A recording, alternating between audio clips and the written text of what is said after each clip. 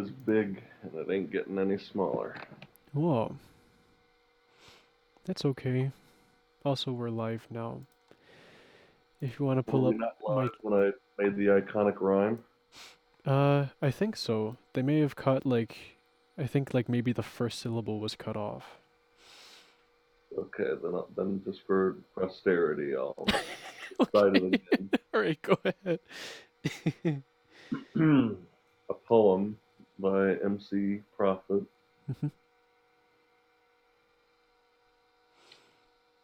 The ass was fat, the mood was large.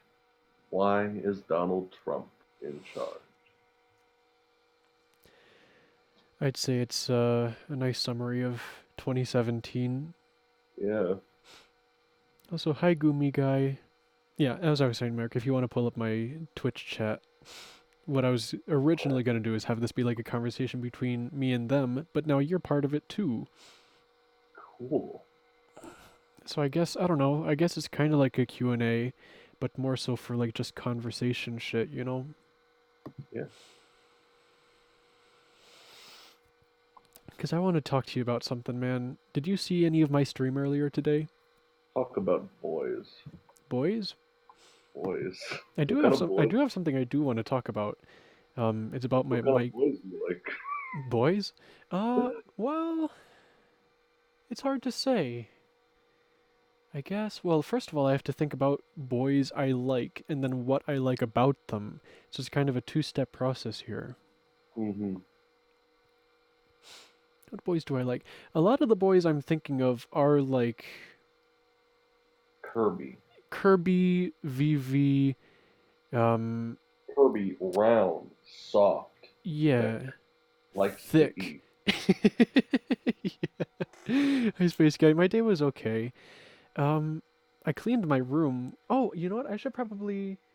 The reason I cleaned my room was because I wanted to do like a tour and like go into every single detail about every single thing that I own.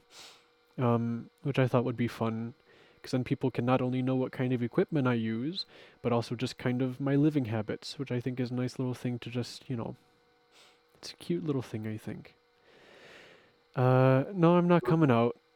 It's just a topic Mark brought up. What kind of boys I like. Coming in. No, I'm. I think Space Guy wants to take you to the skies. he's trying to provoke an answer. Yeah, Is Kirby Cannon a boy? I'm not sure. I'm Kirby's not a boy's sure. name. Is oh yeah, I guess it is. It's also a You vacuum know, cleaner's name. I think it's really funny because Kirby used to be a really manly name. Did it? Yeah, Oh, was that the joke of it then? Is that why they gave him that name? yeah, that's literally why it was. It's awesome. There was some really gruff employee or friend that could like the creator of Kirby knew this really tough burly guy Hmm. that was named Kirby, and he had some connection to Nintendo of America, Yeah, and he loved that guy, and he just made Kirby named after him. And I forget the exact context of how they knew each other, but it was it's very something like fun. that. That's fucking awesome. Because I But, know there's I think it's like Generation 4 of Pokemon. There's like one of those biker trainers, and his name is Kirby, and he sounds out a Cleffa, and that's all he's got. And I remember thinking that's a really cute little thing. It's just like this, this dude, he's got like a leather jacket, and he sends out a little Cleffa. And it's like, hell yeah. It's awesome. that's me, dude. Yeah, yeah. Well, you'd send out, what is it? Herdier. I do love my Her. Well, Herdier is just a badass. Yeah. Stoutland. John Kirby, lawyer of Nintendo of America. He saved Yeah, that's what. Nintendo from a lawsuit from Universal over Donkey Kong. I remember that story. Okay, I didn't know That that is was okay. him. So that is the guy. Yeah, That's he's a awesome. fucking the international hero. John Kirby. What a badass. That's a great name. My name is John Kirby, and I'm gonna save this company. Hell yeah. Pretty much. It's really funny the context of that lawsuit too. Universal was just in the wrong. Yeah, like he literally this entire case is completely pointless because it's public domain, Right. and it's just like, well, fuck. Yeah, yeah. And it was like Nintendo was essentially an upstart company right at like at that point, and they Yeah. just fucking went against Universal Studios Hmm. and won. It's Amazing. hilarious. Awesome. I love that shit, man. Nintendo could have been in a lot of trouble Oh, if they yeah. Yeah, definitely. that's something that could kill a company. Hmm. But because Weird to they're think about. Nintendo, it's one of those things where it's like, oh, of course they got away with it. Just their That's, luck, right? yeah, that's weird to think about that could have fucking killed them at another timeline. Oh, definitely. Definitely. Ah, there were some things that you wanted to talk about, right? Yes. Yeah. I wanted to talk about the stream I did earlier today with my sister and her boyfriend because I realized something crucial, and it has to do with personality types.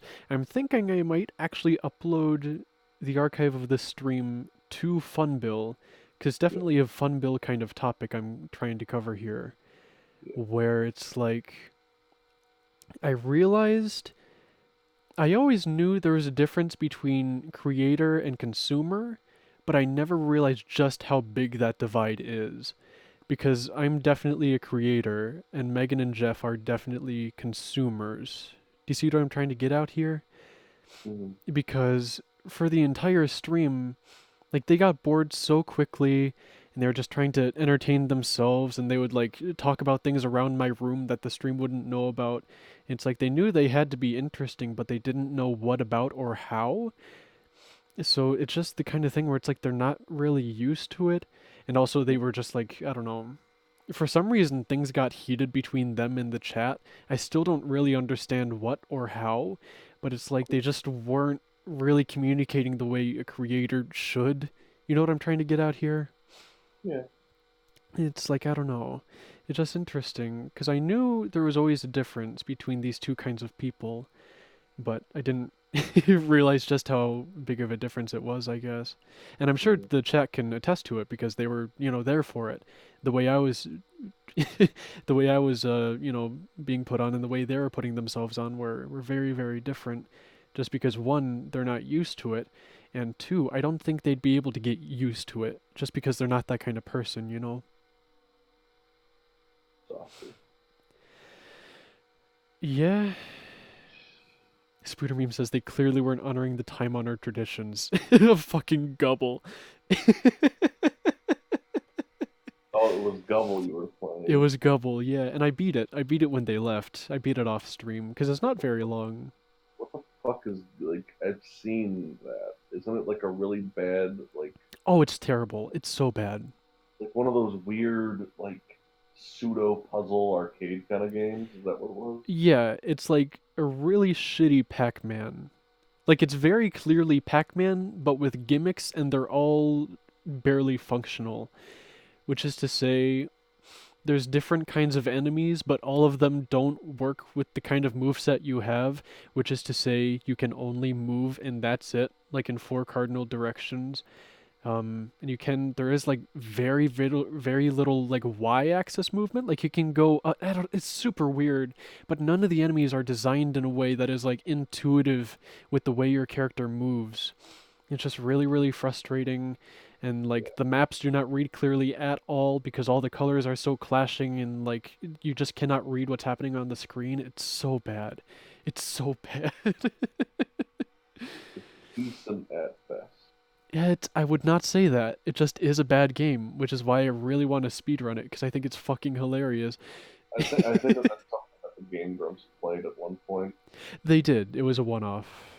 Yeah, That was a that long time ago though. I think that must have probably been like a year or two by now. Maybe 3.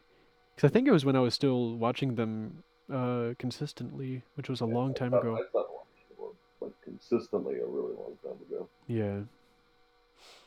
But you want to talk shit on more popular content creators Okay. publicly? No, I don't really want to Why? mean. Um. Well, if they're doing shitty things, why shouldn't you talk about it? Not like doing shitty. Like I don't like their product. Like they're not bad Oh, are people. you talking about specifically Game Grumps? Yeah. Oh, I thought you just meant in general. Yeah, yeah, I don't have anything against them. Like I'll come here and talk shit about John Tron. Fuck Yeah. I could do that. I could do he disappointed me just phenomenally. I think he disappointed most people. Yeah. Well, either that or they just didn't know, like, still don't know what he said and did and supported. I think there's also a lot of people who probably just don't care. Because there's no way he's the only person that thinks like that, you know? No, yeah. He strikes me as someone who's very easily influenced Oh, by others. definitely, yeah. Um, I definitely got that vibe watching Grumps. Yeah. But it's funny too because like he would, I guess, getting into the Game Grumps thing. Like I love Danny and Aaron. I don't really think that they have great comedic chemistry.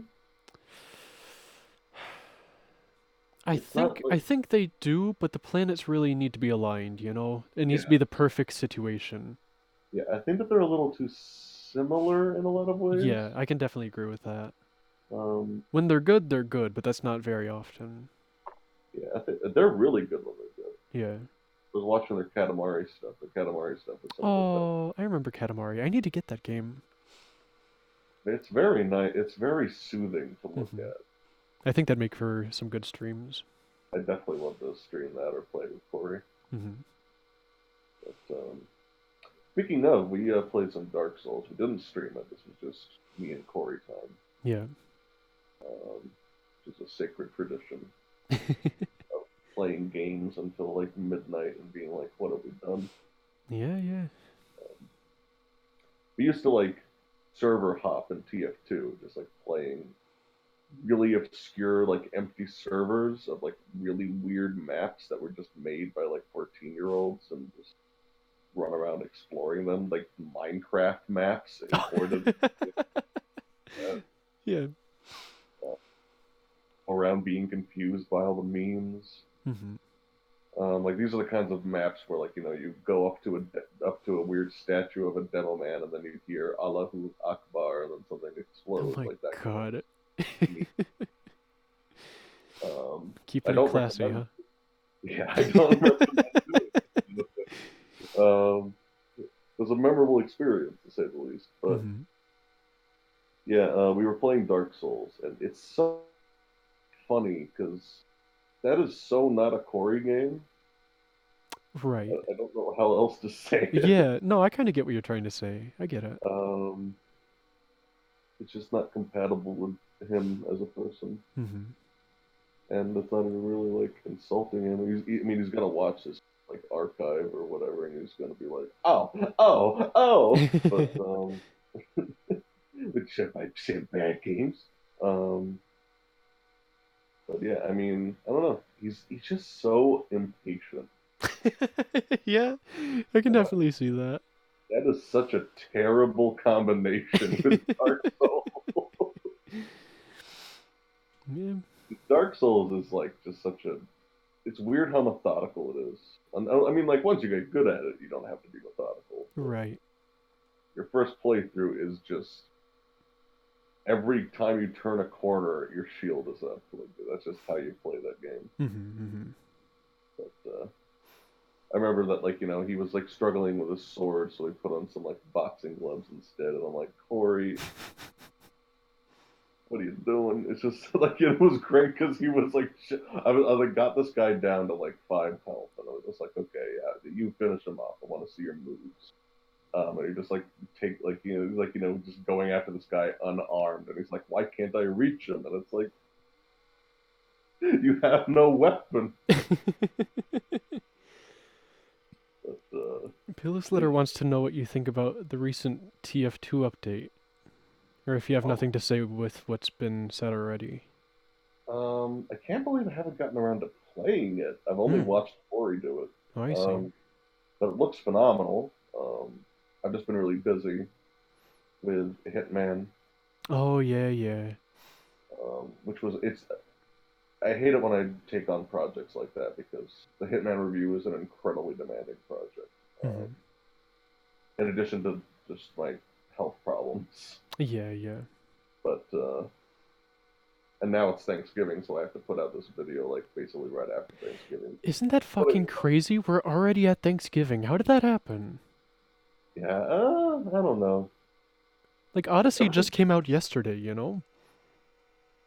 yeah, What the hell? yeah. I'm not getting Odyssey until I'm done with my projects. That's a good idea. I guess that'll be my Christmas thing. Um, Oh. I was gonna get more RAM for the computer too. Hmm. 'Cause, I really like the idea of mitigating my Twitch lag as much as humanly possible. What Now do you that I'm an mean? affiliate, Oh, yeah, uh, yeah. yeah, especially when you're streaming something like Hitman, which has like there's one map in that game that has like 700 NPCs, and it hurts. Why? Why do they need that many? Well, it's a city. I guess. They want to make it feel like a city. It Oh. works to the game's advantage. Like I wouldn't really have it any other way, honestly. Even if there was only like 650? Oh yeah, like you can bring down the number. It's just Oh, like you do need a lot of people right. to make this kind of thing work believably. You know what I mean?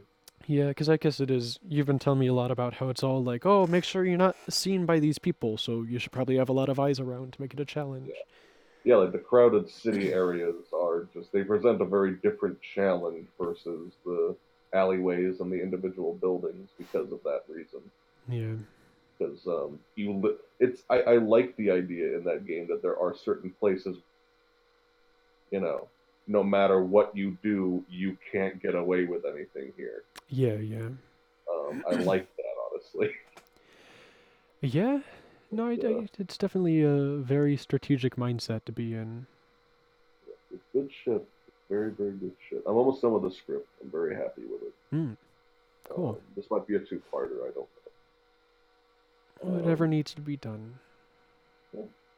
And it got me kind of on a follow-up topic of corporate bullshit syndrome, Oh. which I think I talked to you about a little bit. I've seen you tweeting recently about EA, or at least retweeting about them. Yeah, and loot box stuff, microtransactions, all that Hmm. stuff. Yeah. Because Hitman does have some, but it feels like it was an experiment. Hmm. Um, and I just kind of want to like about that crap, I guess. You know what I mean? Like I say, like Yeah. is in the game. There's barely any of it, but there might be more in the future. Right. Yeah. So, I mean, it's just so it's predatory. Hmm. That's all it is. Um, but yeah. Oh, Hitman review, nice. Hey, Pillow Slitter, you Yeah. have been here. You're the one who asked about TF2. Cool. Um, And Spooder Meme wants to know our favorite video game endings. Wind Waker. Wind Waker. Huh.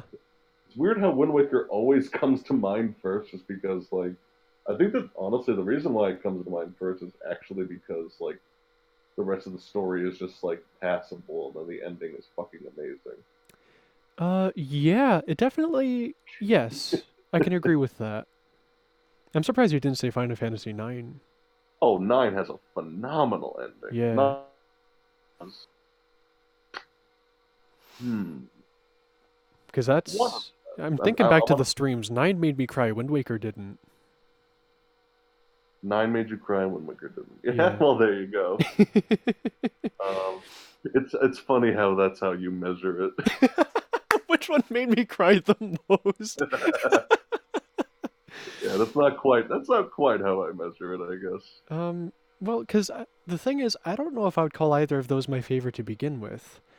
Yeah, I'm. It's tough, man. hard. I mean, like, yeah, like that's such a broad question. It's a good question, It's but yeah, it's a lot to think about. Like, I don't really like. I'd have to think about like all games that I yeah. like. And Um, for me, what it comes down to largely is the music accompanied with it. And if we're going by that standard, Super Mario RPG wins by a fucking landslide. That is my favorite ending piece in any video game ever. It Is is a Super Mario very RPGs. It's nice ending, and fucking it's amazing. a very cute ending in general. I love that little parade. Yeah, yeah. Oh, hi, Jillian. What's up, dude? We haven't talked in a really long time. I forgot you were a mod. Also, she's verified. Holy hell. That's awesome. Cool. Cool. Let's see. Yeah, I don't know. Mario RPG's ending music is my favorite. I don't know what's my favorite ending, though. It's pretty standard, isn't it? Yeah, I mean, it's just a Super Mario RPG is just a very funny and sweet game. Mm-hmm. It definitely appeals to, my kind of person. Yeah, God, I very don't nice. know. What else? I feel like I What want to you say don't know Mother about? 3, but I don't know about that. Because Mother 3 I can't mean, be my favorite everything, you know? yeah. I mean, that's the thing with Final Fantasy IX with me. It's just Yeah. like that is a very outstanding ending. Yeah, yeah. 'Cause it just wraps almost everything. I mean, like it leaves a few things open to interpretation, which is fine, but it's such a satisfying conclusion, and it's very conclusive. Yeah, yeah. Well, like it's just like it sums up the themes and the story of these characters beautifully. Mm-hmm.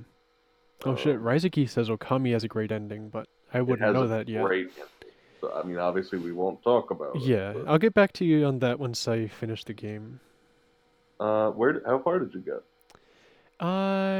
What did I just recently do? I just recently fought the character Waka for the first time. Phenomenal character. He's great already. I love him. His What a music is great too. oh my god! You tell me that I've that's that. Mm, his like now I'm thinking about what are my favorite tracks from that game because there's a lot of phenomenal tracks. Ryushima Plains is one of my favorite things just in existence. Transcending video game anything, it just is one of my favorite things. It's a great one. It's You're gonna fucking love all the amazing. field themes Yeah. because they're all very different, Hmm. but they just have that quality, Yeah. um, and they really suit the location very well. I Hmm. love the I don't. Did you ever get the balls to kind of take a step into the corruption fields? Yes. Because for a Very little creepy. bit, for that area where you fight Waka, I thought that's what you had to do. I didn't know there was a little side path. Oh yeah, it's very creepy, isn't it? Yeah, it's fucked up. I like it a lot. Hmm. I love how that game kind of plays with the concept of a painted world. Hmm. Its visuals. Yeah, no, oh my god, it's fucking gorgeous. Holy shit. Oh my god. I can't believe this. I can't believe that this wasn't a big deal, but for $20, Okami is on Steam in HD now. Yes, and we talked about that for a second because we were like, why does it need to be in HD? But Yeah, as yeah, long as they yeah. didn't fuck it up like Wind Waker, I think it should be fine. Oh yeah, no, it's fine. It's just like it's one of the. I guess it's one of those things. It's cool. It's nice to have. It's one of the few games that from that time that didn't really need it that much. Yeah, yeah. Because like Okami is one of the only games that I can think of where it's just like this has aged almost perfectly. Yeah, no, definitely. Like Jet Set Radio, those games are another example. Hmm. Um, those games just look good. I think I have the first one on Steam, but I've never really played it. Because I got It's it a when like game. all the Sega games were on sale for like free, I think. Yeah. That game makes me very nostalgic for back when I could completely enjoy hip hop culture, Oh, I see, I see. like contemporary stuff. Right, right. But and I still have a lot of love and respect for hip hop. Yeah. The good shit. But there's still there. But Hmm. JJ, you've got a question. I think perhaps instead of saying you have a question, you should have just asked it. yeah. You know? Because that's one of those things where it's like, You know those people who before they ask their question, they say question. They say question first. They're like, question. What do you think about this? It's like, why did you have to say question first? You could have just asked the question. You know people Man, like that? whatever. Whatever. Um, where to hell is your doggo? My Uh, dog is seemingly asleep oh. at like the foot of my bed. Mine is upstairs, sleeping with my sister because technically it's my sister's dog. I just hang out with her. Give head pat the doggo. I don't really want to wake her up. Yeah, me neither. Because then I would wake up my sister as well. Seems very content. Yeah. Sophie's a sweet girl. What is the thematic purpose of Waluigi? I've honestly thought about that. Really? What's your conclusion? I don't really have one. I guess the thing with the thing with Waluigi is you just kind of look at him like, did you need to do this? I think that's totally valid. It's 100% fair. It's just kind of how I feel about that game. It's such a brutal thing to say, but Well, it's not like he's real. It's not like he's an actually existing person. yeah, he's like in this weird limbo. Like he's like not even really a presence. Like in any of the mainstream Mario games, like does he ever exist? And not even in the Wario ones, does he? Yeah, he doesn't exist in like the Mario ones. Like it's like he's not even really like he's called like oh he's a Wario brother, but it's like you know I think they're just friends. I don't think they're even related. yeah, Wario and Waluigi. there's a cutscene of those two like getting up to the mischief in one of the Mario Tennis games, and like that's like the most fleshed out moment that Waluigi has ever had, I think. It's a fun cutscene, though. Those early Mario sports games had a lot of charm to them. Yeah, it's a shame I don't give a shit about any of them. Oh! I used to play the baseball one a lot with my sister. Yeah, no, they definitely have an appeal. I played them at a friend's house like every now and then. Hmm. I think he was like he was reasonably well off, so he just had an unbelievable amount of games, and we would just play like party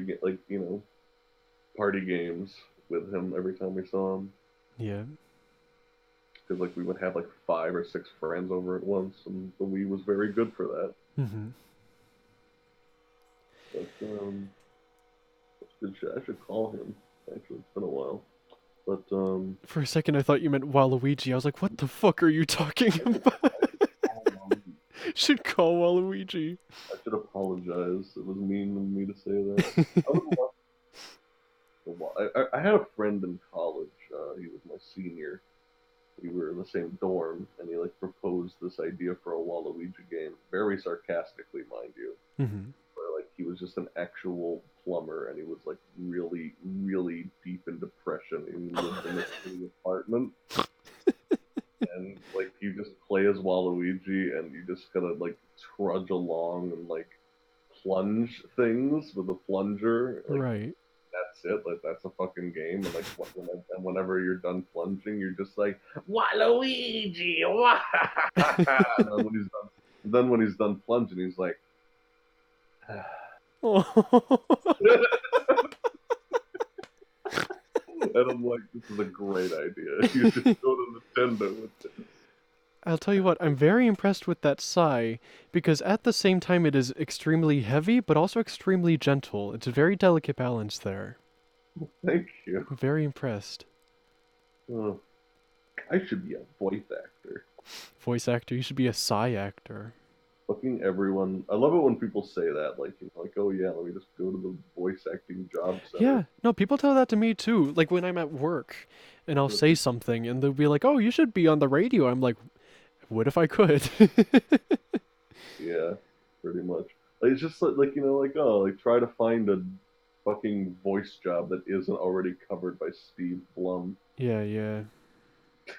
single-handedly. I swear that he's like half the voices in Hitman.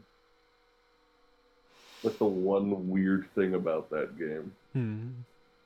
I mean, he's a flexible voice actor, but like you can tell, he is frequently talking to himself. Yeah, is it like how Bethesda only has like 5 voice actors? Yeah, I don't know if it's that bad. It's not like Oblivion bad. It's about Skyrim Okay. So which is bad. to say bad, but tolerably so. Yeah, Okay. Skyrim was a lot better, Hmm. but still not perfect. Yeah. It's kind of funny, like how you can tell the mental math that went into Skyrim of just like how can we minimize having people with the same voice talking to each other because they avoid that pretty handily Yeah, yeah. in Skyrim. Like it doesn't happen very often, Yeah. and you can tell that was a very conscious decision. Hmm. That kind of stuff is really funny to me. Oh yeah, definitely, definitely. The little band-aids that people put on these projects. Waluigi receiving a game would destroy his mystique. I think I agree with this. I think I agree with this.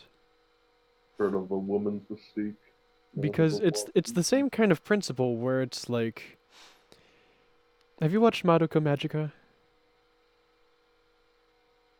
I'm sorry, I just need to address this tangent of like, well, it's the same kind of thing as the woman's mystique, the Waluigi mystique. Have you ever watched Madoka Magica? And I'm just sitting here like, Max, No, no, it's relevant. I swear, I swear. Because look, I can feel the synapses in your brain just bursting with energy. But go ahead.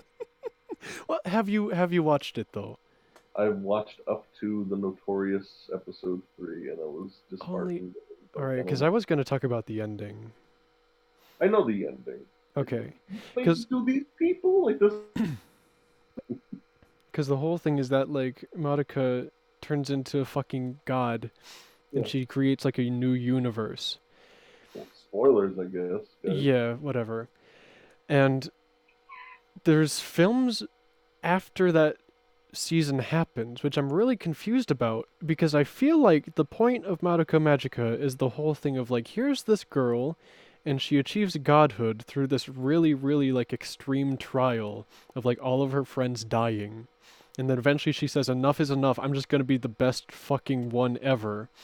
And then she is, and that's it. And I feel like that's, a fine conclusion to the narrative.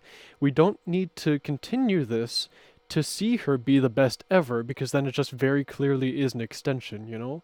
So, in the same way, I feel like if we were to get development on Waluigi, I feel like perhaps we'd know more than we have to, or at least more than was intended. Do you see where I'm trying to go with this? Sure. No? Sounds like a no. I mean, I think that was like, I think you found. I'm not saying that that was a bad comparison. That was the stupidest comparison I think you could have It's only prevalent in my mind because me and one of my friends were just talking about this the other day. made. To put it another way, your explanation is valid. It was just the dumbest way you could I think you could say that about most of my life. have. You know how Madoka becomes Jesus? Well, basically, Waluigi. I don't want to know if Waluigi is like the second coming of Mohammed. I'm like, I Oh my god. guess. By the way, What was that? this is a hypnotic gift. Yeah, it is. It's one of my favorites. I use it for like be right back screens when I have to switch games. It is very nice. Hmm. Animal Crossing has nice aesthetics. And Absolutely. Oh my god, fucking gorgeous. I don't know if you caught that last bit under my breath. I don't think I did. It said Animal Crossing has nice aesthetics, and nothing else. Oh, I disagree. I know. We don't need Well, to go over this again. most, I, I mean, I don't know. Anyone who enjoys Animal Crossing I would presume, unless they literally just play it because it like looks and sounds nice. Yeah. And it does look and sound very nice. I will give it. Yeah, definitely. But not really much else to talk about it. I I'm concerned about Pocket Camp. Well, yeah, microtransaction city. That and they're using microtransactions to turn Animal Crossing into something that Animal Crossing simply isn't. It's not a game for impatient people, so here you are paying real money to not wait. It's like, I don't know. Every single aspect of that feels dirty to me on a couple different layers, you know? Like that's how all of this shit is. Yeah, yeah, definitely. Fucking Overwatch loot boxes are a prime example. I need to get footage of that Hmm. just for the next thing because I am gonna do the corporate bullshit syndrome. Yeah, So, it but sounds great. I'm excited for that. I have a lot to say. Hmm. There's a lot to be said. The thing is, a lot of people have been saying it already, though, so I'm interested to see what you want to bring. I'm going to dissuade a lot of the counterpoints that people bring up. Are people counterpointing? Yes, there really are people who are just, I don't know if they're bots or they're plants or whatever, or they're just people who are just being useful idiots. Hmm. But people will say, like, oh, well, EA gets the game out when, it's time to game out. Like, release dates exist for a reason, and if the developer can't keep up with it, then that's their fault. And I'm just, and like, for that one, literally all I have to say is just look at the result of this policy. Like, I don't have to say Hmm. anything else beyond that, do I? Yeah. Look at the results. Um, Nobody is pleased. and the same thing with, like people will say, this as another example, people will say, people need to exercise self control when it comes to microtransactions. To which I say, there's a lot of kids who play these games, Yeah, yeah. and like and for some of these games, like they are kid appropriate. Kids will be playing these things. Hmm. Like we're not even just talking about like TF2. Like Overwatch is a T-rated game. I mean, I'm Hmm. assuming that this Animal Crossing mobile, like why wouldn't it be? You So cut out for like the last half of that sentence. well, I'm assuming that this Animal Crossing game is going to be appropriate for all ages, obviously. Oh, yeah, yeah, yeah. So, like kids are going to be playing this game, and it's like, I don't know, it's just a recipe for disaster. It's all about manipulation. Hmm. But I just have a lot of things to say about it that I don't hear people talk about really. Yeah, and Space Guy brought something up that I saw you retweet earlier. Is that Belgium declared loot boxes as gambling, which I think is a great step forward. Very happy about that, honestly. Hmm. It's what they are. I've been saying that forever. Hmm. Ever since there was this huge debacle with TF2 and CS:GO, where you could gamble against AI to Hmm. get, cosmetics that were worth real money. Yeah, yeah. Um, that was a fucking disaster. Oh man, I hate the entire concept of virtual economies and these things. Uh, yeah.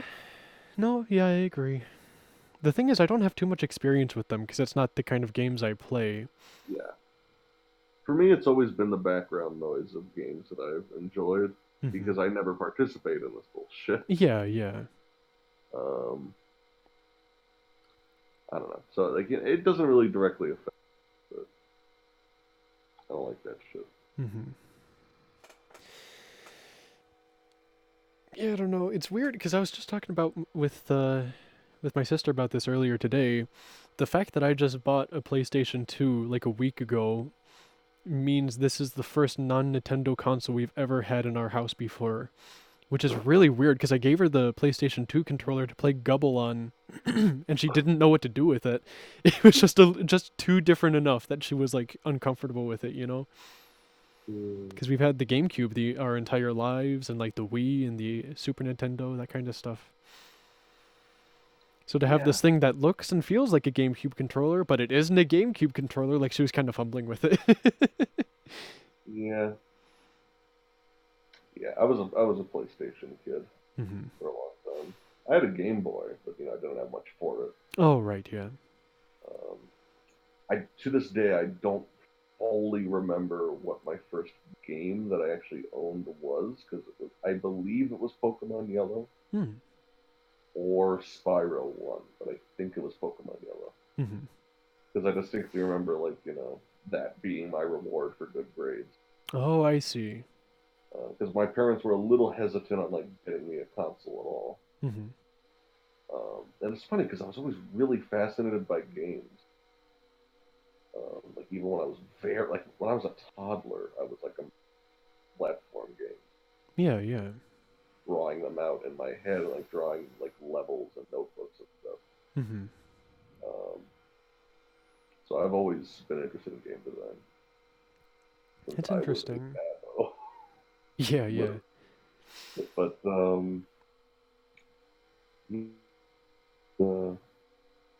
yeah, I don't know. I was a huge like PlayStation so for like a Yeah. long time. GameCube was my first home console, Nintendo actually. GameCube was a fucking awesome console. I love the GameCube so much.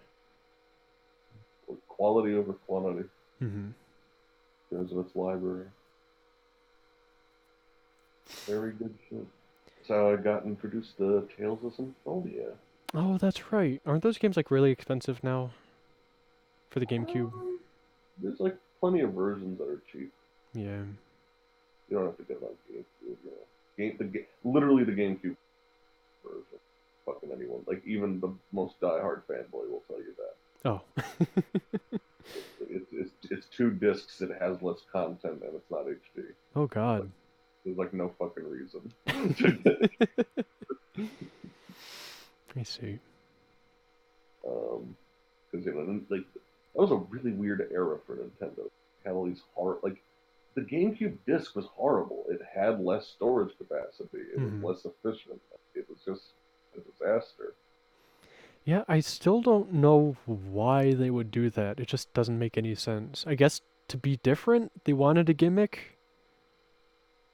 I feel like there might have been like something about manufacturing Hmm. that gave them some kind of financial advantage. Because I remember like I knew the answer to this something to do with manufacturing, but I don't know what. Yeah, that makes sense at least. I kind of get the idea of what you're talking about there. It gives them some kind of advantage because Nintendo was always, they wanted their games to exist in a very different format for financial reasons because then Yeah. they would have more direct control over manufacturing. Um, and they preferred cartridges for so long because of the way the cartridge memory works. hmm Because you don't have to, loading is essentially instant on cartridge, Yeah. but cartridges are ludicrously inefficient in almost every other way, especially in terms of production costs. Oh yeah, yeah, yeah. That's why, like, these cartridges are. That's why it's like, the cartridges are coming back for Nintendo because they're so goddamn tiny. Yeah. It doesn't really matter, and it's weird too because now they have relatively long loading screens again. Uh, I guess. You know what? I've downloaded all of my Switch games. I haven't played any of them on cart, so I wouldn't know. I Yeah, never. I played Breath of the Wild on cart, hmm and loading screens for the temples and such are a little obnoxious. hmm It's not, but it's 10 to 15 seconds. Oh, sheesh. Okay, yeah, that's longer than what I have to put up with. So there is a, Yeah, definitely. then maybe I will download Odyssey. Yeah, no, I would definitely recommend that because that's one of the main reasons I got a Wii U is because it would cut down on the loading times for Kirby's Epic Yarn, so it would make my speedruns faster. Because on disc that would take like 7-8 seconds, but on download it's like 2 or maybe 3. So downloads make a really big difference with loading times, just overall on any console. Yeah, Spoodermeme just mentioned one of the big things. Um, the way that Nintendo manufactured their physical games always makes them harder to pirate. That's a big factor, Mm-hmm. especially with the GameCube, Yeah, yeah. because a lot of things just can't like that. Yeah. I once put a small disc in my MacBook and almost fucking destroyed the CD drive and literally had to get it out. Like I literally had to get it out with fucking tweezers. Oh my god. That's Fucking wild. I madness. didn't know it was that bad. Yeah, it was funny because like this was college and like one of my I asked one of my dorm mates for tweezers and he was just like, I am terrified to give you these things. I'm gonna feel really bad about it. Mm-hmm. Like, dude, it will be all my fault if I do that. Yeah, yeah. Also, I don't think that would happen, and it Right. didn't. But yeah, that was pretty scary. Mm-hmm. Uh, but it's funny now because like the CD drive on this thing is like, you know, why would I ever fucking need it at this point? Who uses discs anymore? Yeah, kind of. Yeah, I can't really think of anything I would use a CD. Mm-hmm. Because I remember the first time I ever got a capture card, it came with a little disc that it's like, use this to install the driver. But just the other day, I got an Elgato for like the Switch and the Wii U, and it was like, oh, just download it off of our website. I said, oh, okay, this is so much easier. Yeah, it's kind of weird. Mm-hmm. But I don't know. I feel like Nintendo, as of late, has been the only like console manufacturer that justifies its existence. Yeah, no, I definitely agree with that. Except, Because oh wait, no, I was about to say because Cuphead is on the Xbox One X, Xbox One, but it's also on PC. In fact, I yeah, think that's where most people are playing it. yeah. Well, I mean, the thing is with the exclusives, like okay, like I would not own a PS3 if I could play Persona 5 on my PC. Yeah. That's probably a prime example. Hmm. Like there's no reason for these things to exist. Yeah, no, definitely. Um, I don't know. Like just make cheap gaming PCs that are pre-packaged and can be bought for around the same price, and then you actually have, you know, I guess that it's just the reason why it annoys me so much is because like if I was a film enthusiast, I wouldn't have to buy, the Warner Brother to watch Warner Brothers Sony like player to watch Sony Pictures movies. Yeah. It's just fucking obnoxious. I hate looking over at my cabinet and looking at all these fucking black and white boxes all stacked on top Hmm. of each other. Yeah. And the 360 PS2. The PS2 was on top of the PS3. You're gonna Literally. make a little PlayStation totem. Yeah. Oh god, it's really obnoxious. Yeah. I hate this shit. Good for collectors though. They could go gaga over that shit. Yeah. I I got love all watching. every single console.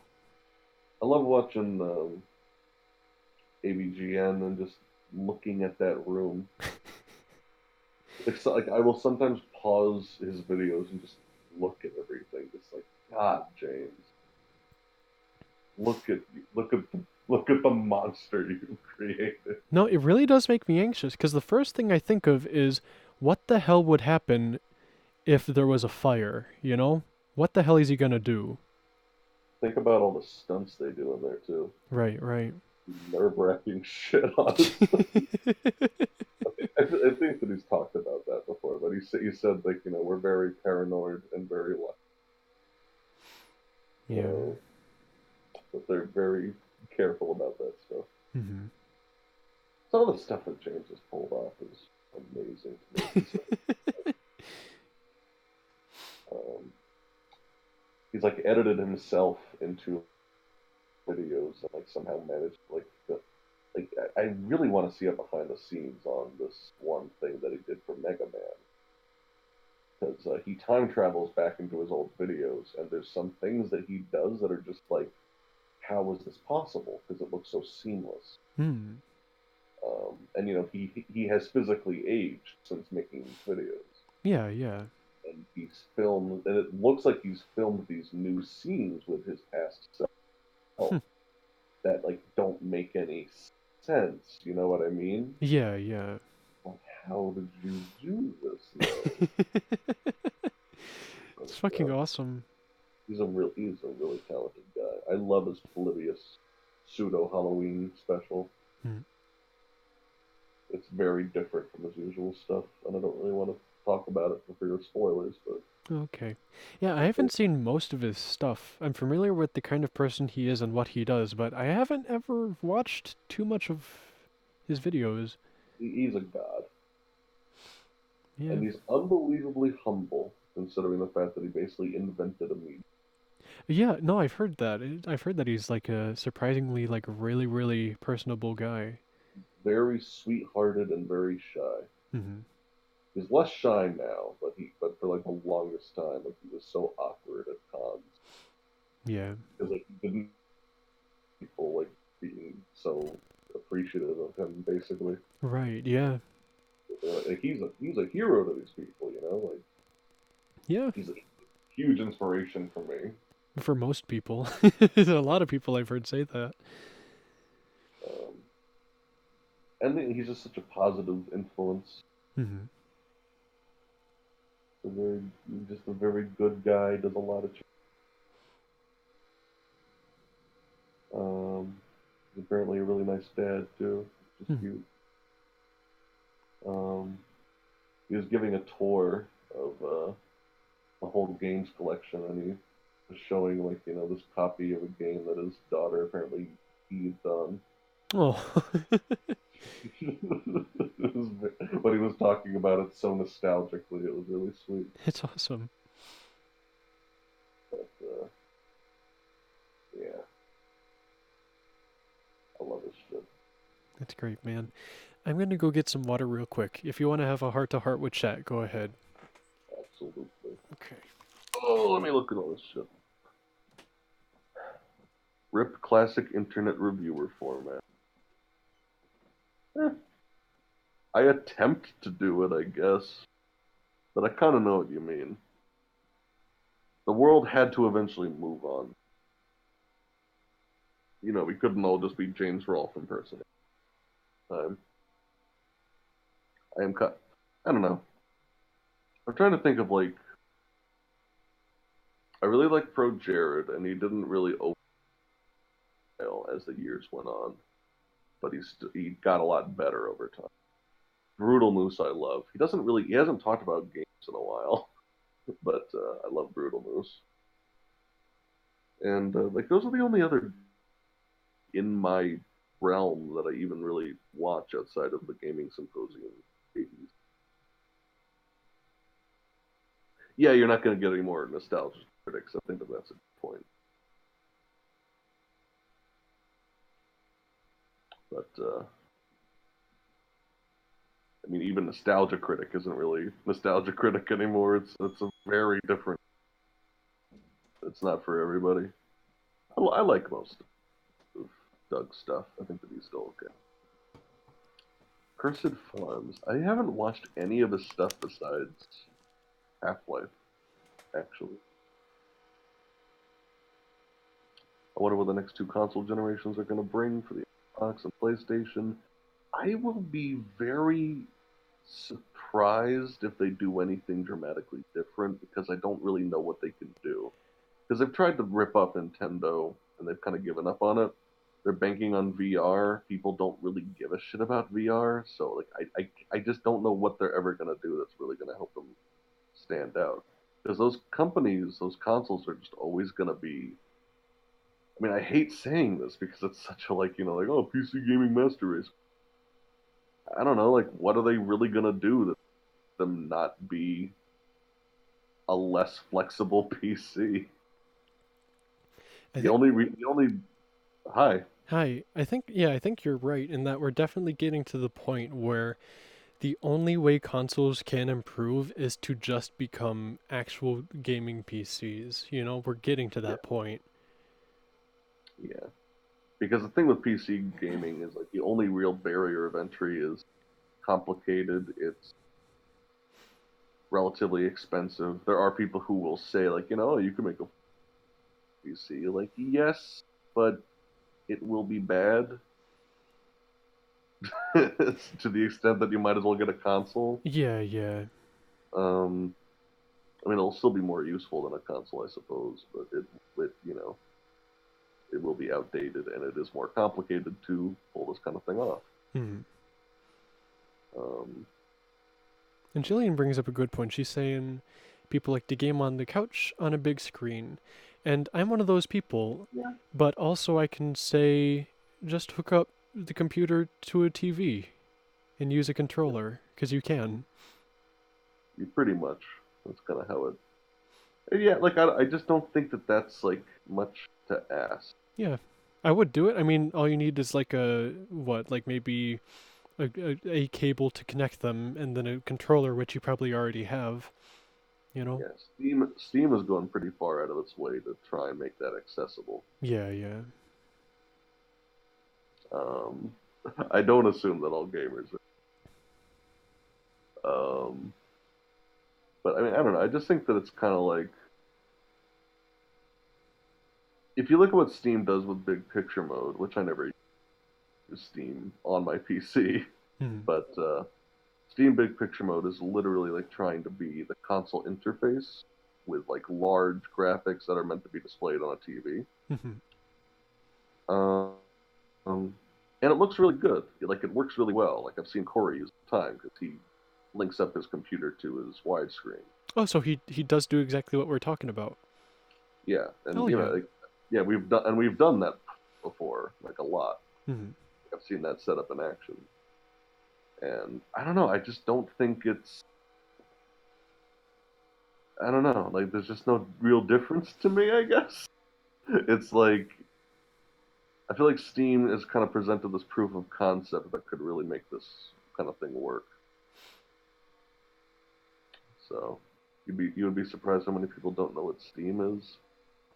Eh, She's right though. I've met people who like to play video games, but like they don't know what Steam is. It's definitely a very real demographic. yeah. I guess that mobile games do make them. I don't know.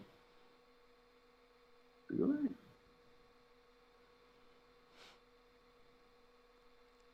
Also, I should clarify because I don't think you know who Jillian is. She is like a professional game developer.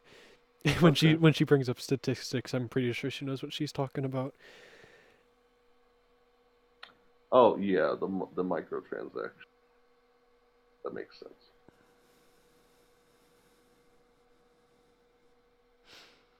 But yeah, no, it's all based on illegal gambling. Yeah. All this shit is. That's the thing. Like if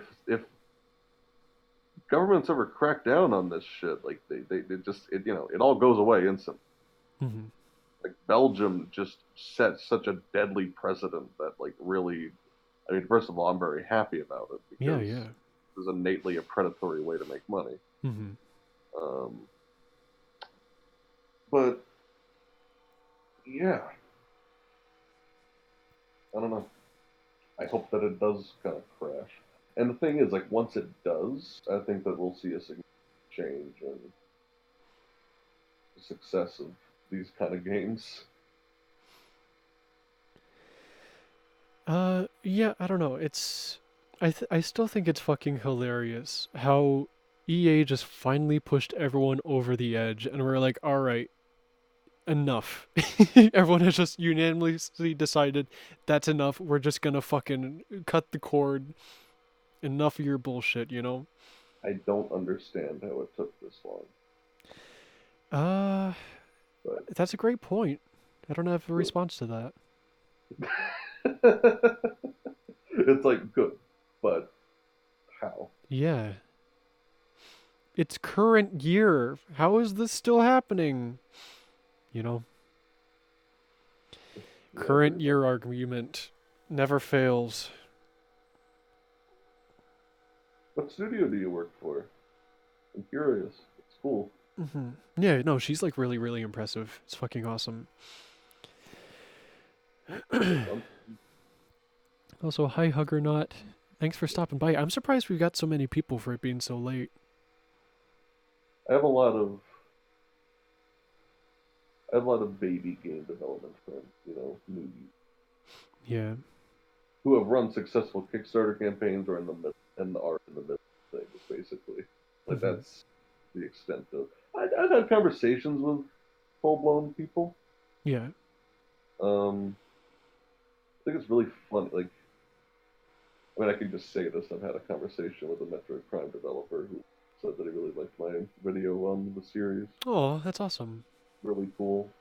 And that's all that was, but it was just so cool because like Retro Studios is literally like one of my favorite uh, development studios. Yeah, yeah. They're just my fucking heroes. I love the Donkey Country. Yeah, those are. I don't know if people had high expectations for them, but they're like They're ludicrously good. fucking amazing. They just kind of came out of nowhere. They are absolutely insanely good. They're hmm like completely worthy successors to the originals, and that Yeah. just fun to me because those are my childhood favorites. hmm Like, those are the big ones. Which one is your favorite, by the way, of the original three? Probably the first one. Yeah, I think I agree too. I like the second one quite a lot. I find it a little frustrating. Um, and it's definitely harder. Yeah. And I guess I don't really play those games for like, just pure challenge. hmm Like with Donkey Kong Country, it's weird too because it's still hard, but I don't know. I think the thing that keeps me from liking two more than one it really just is the aesthetic. I don't like the pirate theme. It's not as it's more repetitive. Yeah. You're just kind of fighting pirates for the whole experience. Yeah, no, exactly. Donkey Kong Our Country base had not pirate only more fleet. variation, but also just the things that were there I feel like were a little bit more inspired. Yeah. Also, personal preference goes a long way, but I do totally agree with that hmm on a personal level Yeah. because the second game is just more unpleasant, and it's on purpose. Yeah, no, that's Almost, kind of the point. Is it's like, oh no, this is a really bad thing to happen. yeah, it's like more serious business, and I can respect that. But hmm I think that the third one was kind of too goofy, oddly. Yes. It's also weird how it's Dixie Kong and Kitty Kong, where it's like, okay, first one had Donkey and Diddy, Yeah, we like cool. veered away a little too far from the iconic characters. Yeah, yeah. So for the first one, it's Donkey and Diddy. It's like, all right, cool. I love these guys. And then for the sequel, it's like, oh, Diddy and Dixie, of course, because it's the sequel, so it's going to be a little different. And then the third one is like Dixie and Kitty. It's like, where are we?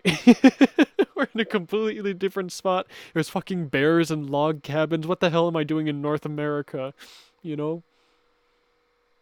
I don't know. GameSpot said Tropical Freeze had no creativity. Kappa. Wow. It's almost as if you shouldn't trust game journalists. Oh, I oh, wonder if one of my friends has made a video about that. oh. I didn't know I was your friend.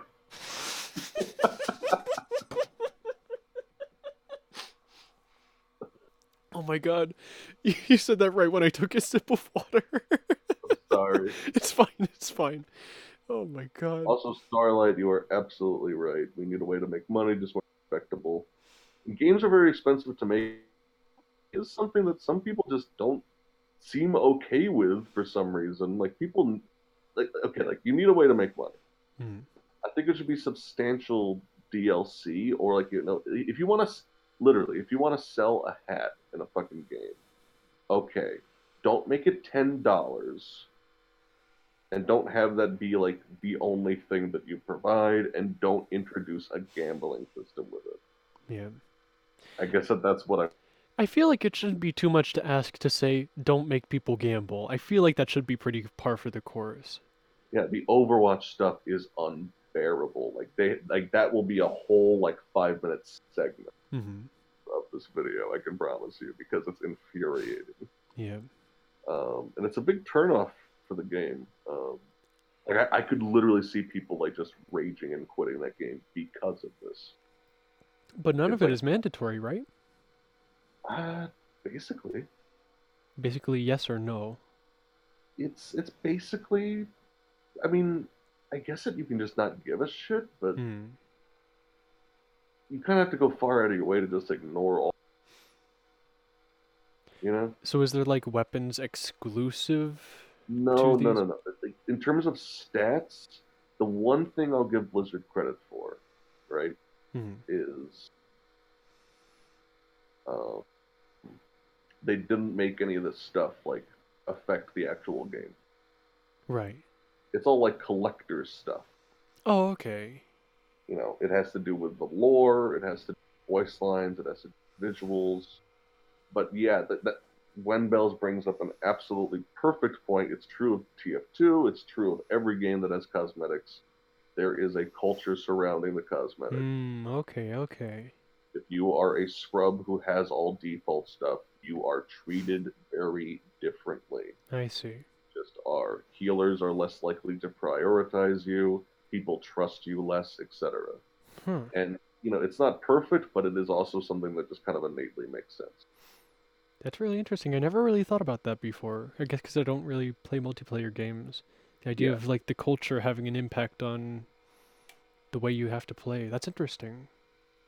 yeah, and it makes sense. It's like always true. Like me and Corey will literally like dress up with like our shitty low tier cosmetics or no cosmetics in TF2 just to mess with people Right. because they don't expect us to know what the fuck we're doing. Hmm. But the thing is, like, it will actually still affect your performance because literally medics will heal you less often Yeah. because it's just like okay, like you're low on the totem pole. No, I You're totally not. believe it. That's wild. Yeah, Hmm. it's like the thing is like if it was just about like perceive you as well, it would be one thing. But the fact that it can actively hinder your success in the game, Right. Yeah. like that's kind of what makes it like really killer. Like you Hmm. can't ignore cosmetics in games like this, unfortunately. Like you literally, it's really annoying. And plus, it's just practice of like like I really like this character. I would like to get something for this character that I really enjoy playing. Hmm. But I can't because everything is a loot box and you get 4 randomized things every like 2 days or so. Hmm.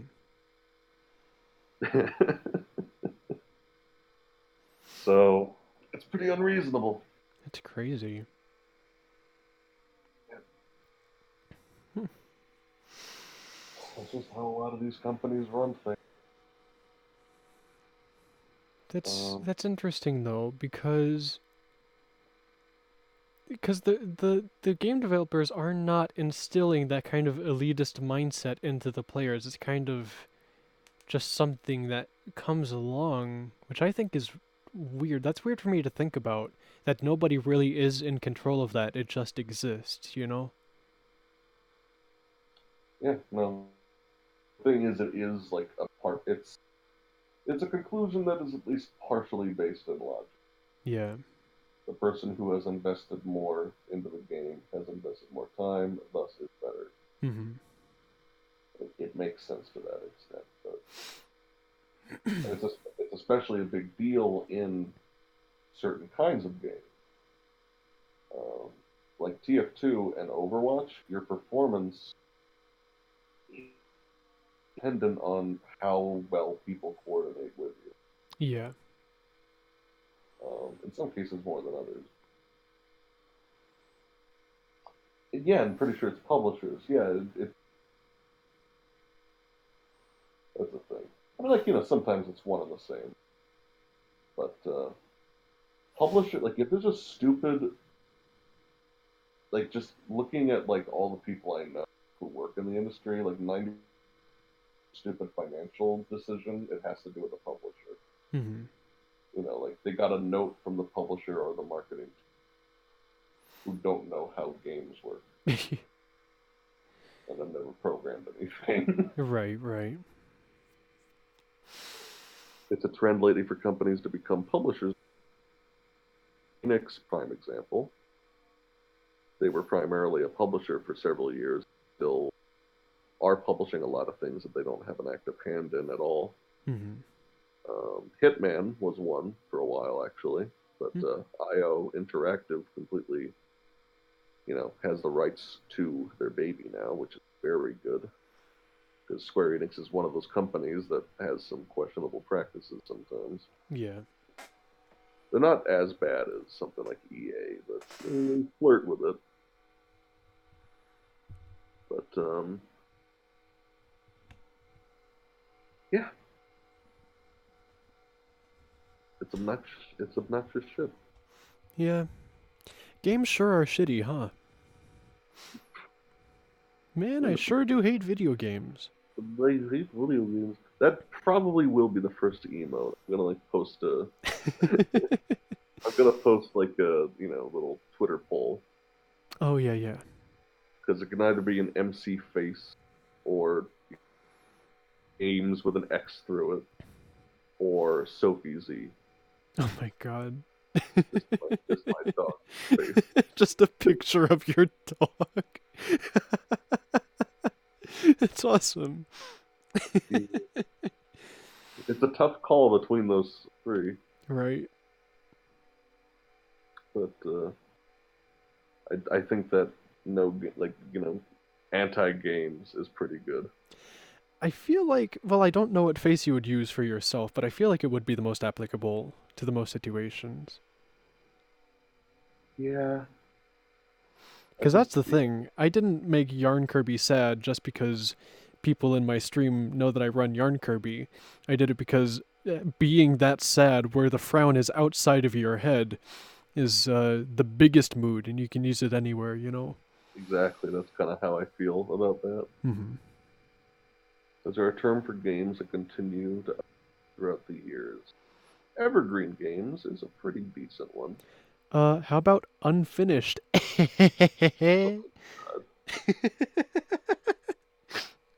Legacy games is sort of the opposite, I suppose.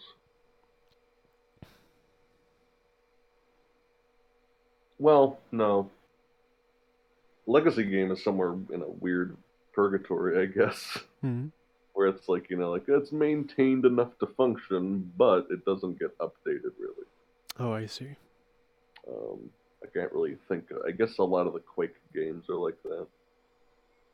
Because, like, Quake is always going to be around. Because it's just, you know, skill central. It's Yeah. impressive to watch people play it well, Mm-hmm. but it hasn't changed in like 15 years. Um, I mean, fuck Melee. Melee is like, yeah, Melee is an example of a game that just never got changed. Mm-hmm. So I don't know what the term would be for that. That's like, because Melee is so unique in the competitive scene. Yes, it's the only competitive game I like watching. It's a very weird one because it's Mm-hmm. just like, it's still relevant. Yeah, very much so. And there's still like exciting stuff happening. Like it's still fresh. And it still changes its metagame Yeah, sometimes. yeah, Like, yeah. like every now and then, a new character becomes relevant. Mm-hmm. Just because someone, they just decide to pick up a low tier and they're like, oh my god, wait, this guy's fucking great. It's really funny how that happens. Mm-hmm. I like that though. Like some people are just like, I very good, and I'm gonna try to find a way to make them workable, and then it works. Yeah, one of my favorite Smash players to watch is this dude called Nihilus. And if you know that Ness is like really, really low down on the roster, I think he's like one of the bottom 3 in the entire game. But this dude fucking rocked with his Ness, man. It's amazing to watch. Yeah. It's Ness awesome. is a really fun character to watch pull off. Yeah, especially because like he's got one of the most infamous glitches in the game with his yo-yo and stuff. Oh, really? Yeah, I don't really know how it works, so I can't explain it because it's like surprisingly complicated. But it's one of the hypest things in the fucking world. It's awesome.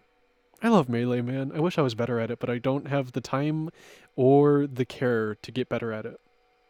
Yeah, pretty much. It's one of those Like things where it's just like it'd be nice if I was good at it, but I'm not going to put the time in. yeah, it's a little surreal how I just completely dropped out of Smash Bros. Because I mean, I went to a fucking tournament. I loved Smash Bros. Yeah, yeah. It was like a local tournament. Like, don't get excited, kids. Hmm. Um, I'm not a real gamer. I placed in second at my gamer college's tournament, Right. and there were like 40 entrants, so it was Oh some. damn. All right. Um, So it was really, it was a thing. yeah, it was really fun. It was Pikachu against Marth in the final round, and I was like, I know I'm doomed. Because Marth is like, I can't deal with Marth. Yeah, Like, yeah. but at the same time, it's like this guy's so good that I can't like switch off to my like really weird Ike. Oh, so this was Well, Brawl. yeah, this is Brawl. Okay. Was your opponent using White Marth? Quite possibly. I Jack. fucking knew it. Everyone uses Everyone White Marth. uses White Marth, and I don't know why. I don't get it. It's a nice look. It is, but gosh, everybody. There's a lot of little things like that. Yeah. I always have a Ash Pikachu. Oh yeah. I always go with Blue Luigi because it's fun to call him Blue Ouija. It's a pretty good one. I was kind of famous for making Luigi like surprisingly annoying to fight against in both Melee and Brawl. Oh yeah, dude. Even still I in loved him. Smash 4, Luigi's one of my mains. Just such a fun playstyle. Yeah, me and Ari were like the tryhards among our friends. I guess that most of us were tryhards now that I think of it. We really got into. Not just everyone in your school. Just our whole circle. Oh, I see. Me and Ari like spent several weeks just unlocking everything when she basically lived with us for a little while. Isn't that the best feeling in the world? Just unlocking stuff in the Smash game, specifically Melee. Yeah, especially when you're doing it with somebody. Yeah. Oh my god. I I love love that. that in Brawl more so because there's just so much to it. Yeah, you know what? It's been a long time since I've played, but I A ludicrous amount of content. yeah. I remember especially the trophies were fucking wild, some of them. We love the music. It takes like forever to get all of it. Yeah. Forget how many tracks were in it, but I'm pretty sure it was well over 40, It's definitely a lot. which is kind of like at the time I think that was actually unprecedented. You think so? This was what, 2008? Yeah, I'm trying to think because it sounds a little early. I don't remember. Cuz I know I don't remember Galaxy was when it came out. 2007. It's been forever. Yeah. Um, really cool. Yeah, now I'm nostalgic. Brawl, fuck.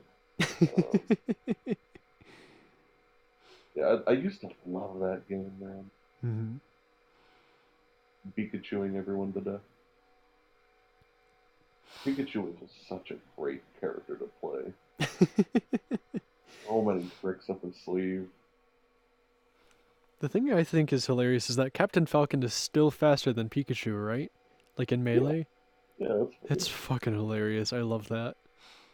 Yeah, I mean it makes sense. Well, okay, I mean I guess nothing Does about Captain. it? Nothing about Captain Falcon really makes sense, but like, oh, he's a the mentality of like making Captain Falcon. It's like he races and fire comes out of the back of his car sometimes. I guess you're right. I love Captain Falcon as a concept. Everything Yeah. about him. Such great personality. Yeah. I like that one cutscene in the Subspace Emissary, which, by the way, Subspace Emissary is fucking amazing. Yeah, seriously. I mean, okay, like it's horrible game design in a lot Yeah. of ways, but just as a concept for the cutscenes, the personality, the Hmm. scenarios, the music, really fun shit. Yeah, but I really like that one cutscene where Captain Falcon just wipes out all the fucking Pikmin, and Olimar looks at him. He's so sad. He's so The sad. silence, all just ripped up. It's fucking heavy, man. There was a lot of surprisingly emotional punches in that. Yeah, I like how Sonic shows up at the end. It's just like, haha, the company didn't know I was getting it until really late. I still remember the exact animation where he goes and he kind of wags his finger. Yeah, love that. Forgot all about that, man. This was, man, that was fucking awesome. I miss the subspace. Yeah, I was really disappointed by like. Honestly, this is really stupid. It's such a dumb fucking reason to not be into another Smash Bros. Game, and I fully acknowledge that. But I was really disappointed by the lack of adventure mode. In 4? Yeah, Yeah. there's a lack of anything like that. It's like, oh, there's just kind of less in this game now, and Hmm. it's sad. And he's like, "Oh, it's because of the internet." It's like, what did you expect?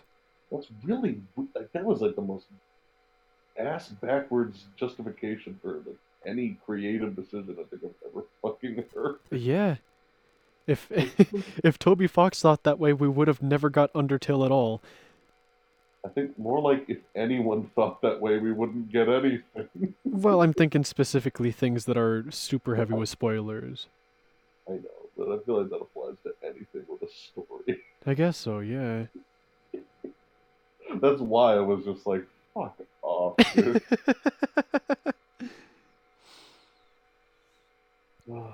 Why even write a book if it was what happened?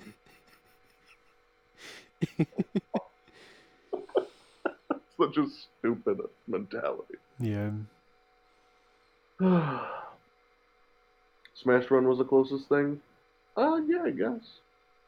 What was the reason they gave? I mean, what Max said? That was literally. I know it sounds stupid, but that was literally it. Yeah, so the whole thing is that like Sakurai was like, "Oh yeah, well since everybody shared all of Brawl's cutscenes online, it kind of detracted from the experience. So we're just not going to put them in 4." That was his reasoning. Because it takes away from the reward of playing through the game. Yeah, it's like, what the fuck are you talking about? Yeah, which is also why they like promptly spoiled literally everything Hmm. because it's just like, oh well, we might as well put it up on the internet on our own terms. Like May as well make no character a secret.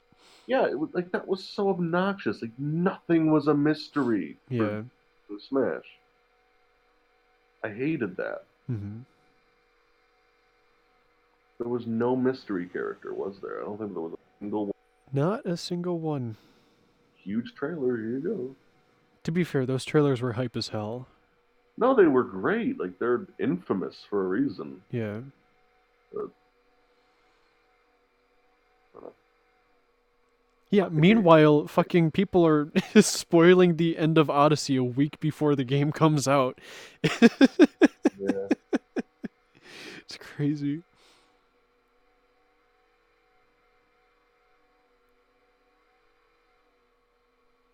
Yeah, no, I get that the appeal of Subspace is seeing your characters interact, but hey, if you don't want to be spoiled, just don't watch the fucking spoilers.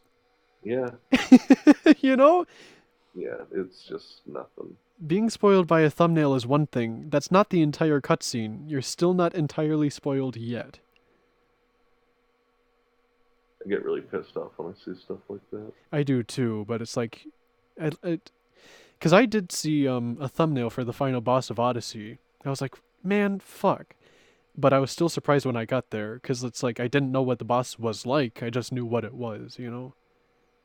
I remember I saw a really for like oh, final Splatoon secret super secret ending cutscene, Uh, and it was actually just like a stupid Gmod video with like all the Splatoon characters from the Wii. yeah. It was good shit. Yeah. Also, no Odyssey spoilers in chat because Mark still hasn't played. I haven't even gotten it. I will. Begone thought. Gone thought.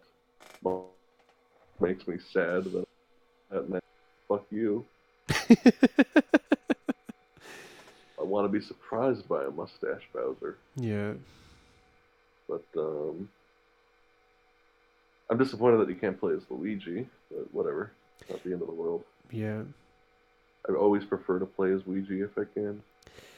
It makes me excited that maybe they have something planned with him, like they did with like the Luigi's Mansion, but they don't. There's no way. I like Luigi. I like Lukiki. I love Mario too, but I like Luigi more. I like Waluigi. I I take him or think leave. he is somebody, I forget who, but somebody earlier in chat said he was the embodiment of tennis, and I think that's fucking hilarious. Because that's Long all limbs, he exists for. just limbs. Have you ever watched like competitive tennis? I don't think so. I highly recommend you watch it at some point. Why? You will never see like two people try harder to do anything in their in your entire life. It is pretty competitive, It's isn't like it? the most strenuous sport on earth. I'm not even kidding. It sounds wild. I was watching Serena versus in the finals, and it was in the women's finals, and it was just like this woman's legs are just coming off of her body. Oh my god. It was amazing. It's like really impressive because it's just such unbelievable athleticism. Yeah, that's the thing. Athletes are fucking incredible, huh? Yes, yes, absolutely. But that shit is just fucking amazing. Like Hmm. tennis is just so it's underrated because it's a deceptively simple game, but it's just so intense. Right, Like yeah. there's no real rest period in tennis. Your heart is always bursting out of your rib Oh cage. my god. Fucking intense shit. But both that and the men's finals were unbelievable. Hmm. Because my mom's like huge into tennis, Oh, I see. I didn't know that. so I usually watch it with her. But fucking rad. I love the Olympics as well. I always used to watch it with my dad. Yeah, I've seen a few of them. Yeah, I love like the big any of the big games. I like soccer. I don't usually watch soccer, but I don't know. It's Things just like soccer. say what? Things like soccer. Well, Not yeah, just soccer the itself. large scale sports Yeah. that are large teams, you know, Yeah. except for curling. Also, I like how I've permanently created a link between Waluigi and Madoka Magica. Yeah, I guess you have. I'm very pleased about this. I want to see Waluigi have a magical girl sequence where he changes into his magical girl attire. Yeah, I wouldn't be against, to be Mhm. honest. All I want for Christmas is a soundbite of Mac saying, oh, All right. I hope you guys are fucking recording this. Are you ready? Begone thought. it's a pretty good one. I thought it was okay. You know, Eric Andre is going to It's pretty wild, isn't it? be. What? It's pretty wild, isn't it? Yeah, and, first of all, I thought that it was like made by all that. It doesn't look official, does it? When I looked at, but it was posted by Disney, and I'm like, oh. Yeah. And then they followed up on it. I'm like, all right. Hmm. Um, By the way, I and think I we sit should on Twitter. reconnect real quick because it seems like we're both kind of being a little Okay, choppy. let's do that. Okay. It's just you and me now, chat. Except not really. Hey, nerd. Hello, thought. As in, I'm always in your thoughts. Yes, Okay, you're right. I can You've I solved the riddle. can cancel that. But Yeah, like I mean, I was talking about this on Twitter before, but like I retweeted that and I just said, look, I love Eric Andre, but do people just not know who he is? Yeah, seriously. Do people does Disney know? Like people are gonna look up who Eric Andre is. What do you think they're gonna fucking find? They're gonna find him asking a porn star if they've ever done anal.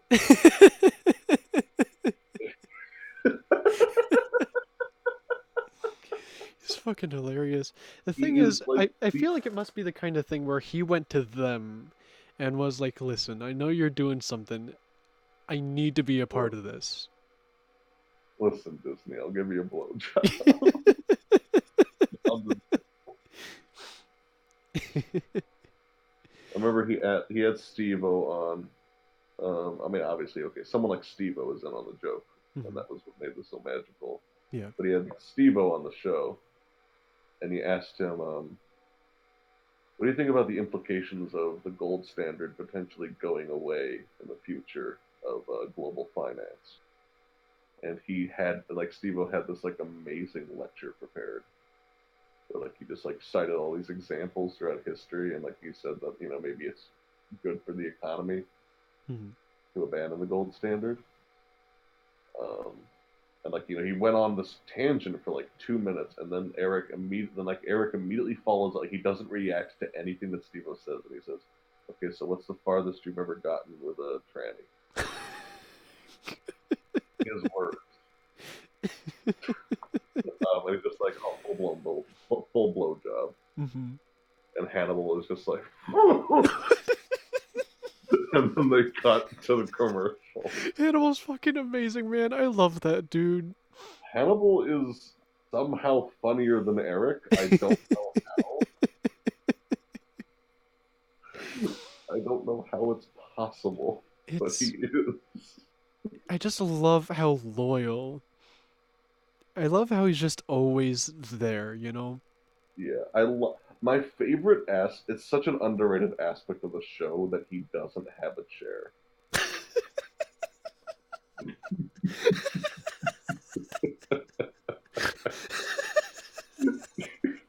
Because it like that's such an integral part of why every interview is so awkward. Just to make it a little bit more uncomfortable. He's just hovering over the desk every time. And everyone watching this is like, I can guarantee that most people don't know who the fuck Eric Andre is, so they're just like, what the fuck are you talking about? The people watching us right now? Yeah, I don't think so. I think they probably know. yeah. I have no perception of how popular Eric Andre is. That's the Honestly, thing is, you never know who his demographic is until they say they watch him. he's an amazing guy. You know, That's like I hate shock comedy, but he's a master. he's yeah. I think it's just because he's such a good actor. Mhm. Like I can see him just being an actual actor. That's the thing. Yeah. But that's why, like like with Disney, it's like okay, yeah, yeah, like I can see him working for a major movie that's maybe more serious, but it's gonna be a little bit hard. Have you seen that bit he did where he went on the subway with the Fruit Loops? Um, yes, That's one of my everyone favorite on things of Lost all in the time. failed the interview. Drink from My body is your communion. your body is your communion. People are like very scared of him. They're trying to Everyone's get doing it. away. And Everybody, I failed the interview at Fruit Loops. What the fuck does that mean? What does he mean by this? he's gonna get a job at Fruit Loops. Clearly, as a ad exec. I failed the interview at Fruit Loops. Oh my god, he's fucking amazing. I love that boy. So are you ready for the controversial debate? Of what? Uh, best breakfast cereal. Oh, Golden Grams. Mm, Kind of tastes like graham crackers and milk. Is that a bad thing? Mm, you could do better than that. Like what? I'm pretty big on cinnamon toast crunch. See, I was there too, but then I elevated to golden grams because I was like, oh wait, this is just those, but better. Hmm. It's cinnamon toast crunch. Like kids love it. You're just not a kid at heart anymore. I guess not. I'm too old. You don't understand why kids like cinnamon toast. You're like at that age. I can officially be on the commercial as the stupid old person. Yes. Fruit Loops are like I used to like Fruit Loops, but like now it's like really unappetizing. Yeah, I just haven't had them in a long time. I'd have to try them Maybe it's again. because I'm picturing Eric Andre like offering himself to me on a sub like a dirty New York subway, but I don't think that that's the problem. Yeah, I just think that they like don't taste very good. I haven't had them Honey, for a while. yeah, honey cereals are pretty high tier in general. Yeah, that's why I said golden grams. Yeah, that's not bad. I like the cinnamon though. I like starting my day with cinnamon because it's I like can see that. That's totally fair. a little bit of sweet, a little bit of spice, a little kick in your step. Oh, hell yeah. Honey bunches of oats. Oh, fuck yeah. Honey bunches of oats are pretty good. That's fucking. I might have to switch my answer. I don't know. Elder God tier cereal could be good or bad. Very good. That's a very good thing. I I don't. That's very debatable. Listen, if we're talking about honey bunches of oats, there's no question. We've had quite an eclectic conversation That tonight. shit's bomb ass. I mean, this is what happens when you have a group of like what? It looks like maybe 6 people throwing questions at you. Yeah. Apple Jacks are pretty good too, but I haven't had those for a long time either. Yeah. Griffin. Honeycomb. I remember having honeycombs when I was very, very young, back when my dad was still living with us, and we had this couch in the front room, which we don't have anymore, but it was purely brown. And I remember sitting on that couch with my dad with a box of honeycombs, just eating it out of the bag, out of the box, the bag inside of the box. And I think I dropped one in between the cushions, and for some reason that memory is very, very vivid to me. I think it might be because that's the only time I had that cereal, but I can still remember how it tastes because it's so it's a very specific taste compared to the other cereals, and I don't think I've had it since then. Max, I want you to know that your story really touched me. That's great. I can't say where. It's okay. I don't think I want to know. I'm touched. Um, I have the mouth for honeycomb cereal. What the Dude, fuck does that mean? Is that's a that a threat? fucking. Is that a threat? Is this the tagline? Like, a pretty bad tagline. I have a mouth. I have a mouth for honeycomb. You're like, whoa. I do not accept your challenge. So I don't know where you're going with this. It feels like a Harvey Weinstein direction. Oh my god. Do you want to talk about that? How fucked up everything is? You want to get topical? You want to get topical? I guess so. No. Oh, okay. It's depressing, quite frankly. Yeah. Um, I don't know what to make of all this shit. I I'm glad that it's happening, but it sucks that it has to. Yeah, I mean, yes, I agree with that. I also am just at the point of just like I want to step back for a second and just fully process everything and be like, okay, is all of this legitimate? Because this is insane. Yeah. I mean, if it is, then I fully accept that and I support everyone coming out and condemning these people, and that's good. But also, news media likes to pounce on things. hmm I'm very paranoid about this shit. The thing is, I just have no connection to this culture at all. So I when don't give a shit suddenly, so when about suddenly I see all these names, I'm like, I don't know who the hell these people are, but there sure is a lot of them. Yeah, that's another thing. I'm kind of glad that I don't give a shit about Hollywood right now. Yeah, yeah. I never cared about Hollywood. Mhm. Um, I've never been into mainstream shows. I've never been into mainstream movies, Yeah. like ever. Like you can ask anyone. I see like one movie a year, maybe, Yeah, yeah. and it's only family or a friend that drags me somewhere. Well, I Like mean, my sister and I went to see the Emoji Movie, but that's a different story. the last thing I saw was a chick flick with my mom and my dad. Oh, hell yeah. It was a really good one. I hesitate to call it a chick flick. I mean, a chick flick is such a weird relative term anyway. First of all, Vaguely, uh, vaguely misogynistic? possibly. Question Um, mark? yeah, it's. I mean, it's definitely a very vague form of it. But yeah, more that I stare at the back of this frog driver's head, the He's a more Kappa. Kappa. Because his name Okay, is Captain. Because he's a right. captain, but he's a Kappa. Okay, so he's very sarcastic. He's Got it. cute. But the more that I look at this, the more it's like those like top or like the spiky part of his hat or hair or whatever it is. Hmm. Like those two in the middle are like eyes looking at me, and he's just a big green blob with like a hat staring at me rocking back and forth. Have you been watching that GIF the entire time? Too much. Hell yeah. Very hypnotic, like I said. It is, man. I What was love it. talking about? Was disappointed with George Takei and Louis C.K. Yeah, I believe Louis C.K. fully. I don't Hmm. have enough info on George Takei.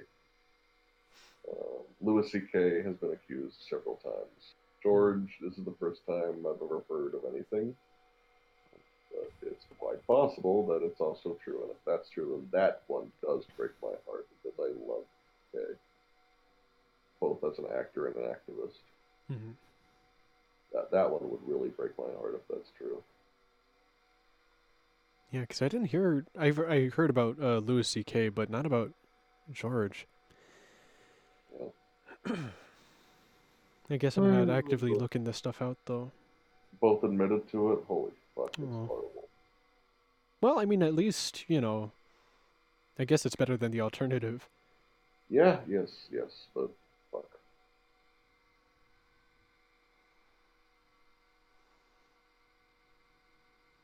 Yeah,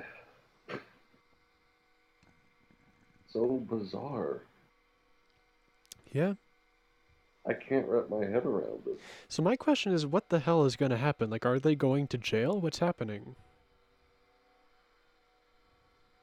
I Because that's a pretty big deal for both those guys. Well, they have infinite money and resources, so they probably won't go to jail. That's kind of what I'm thinking.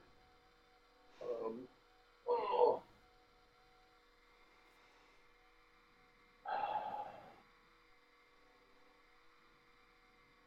Bill Cosby will always be the worst one, Yes. Hmm. just because he has such a profound influence on kids, Hmm. Yeah. and it feels so creepy and predatory in retrospect. Hmm.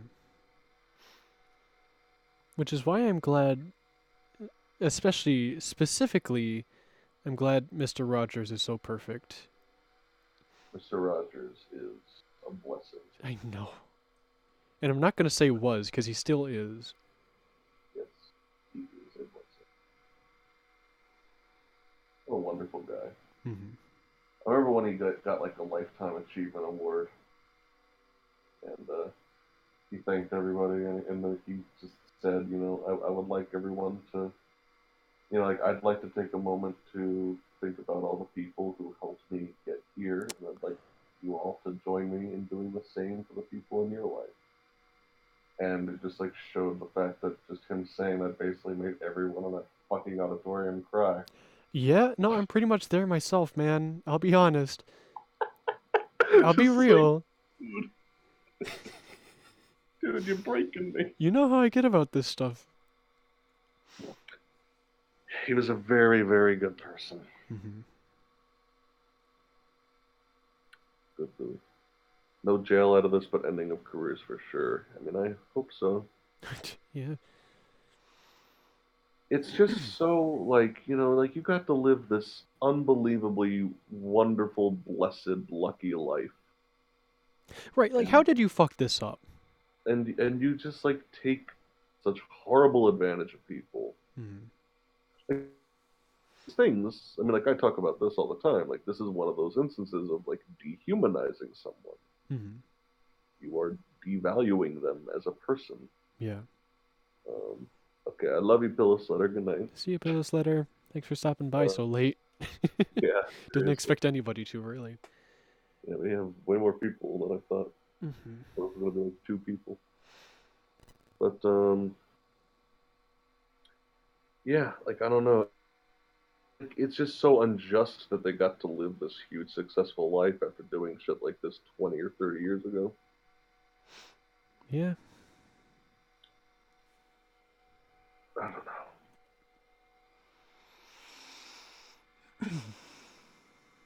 Pretty fucked. Stress 24/7, I don't think is, I don't think that should be a justification for anything. Yeah. I don't think that they're trying to make that argument, obviously. But Well, yeah, but, like, I don't know. Everybody puts up with shit. there was an extremely interesting instance of something like this in Hitman that I recently discovered. Oh, really? Yeah. The least evil person you kill in Hitman, which is a very strange way to put it, I know. Um, you kill horrible people in the Hitman franchise. That's something that perhaps outsiders to the series don't know, but Hmm. you are primarily killing what are essentially Bond villains. Oh, okay.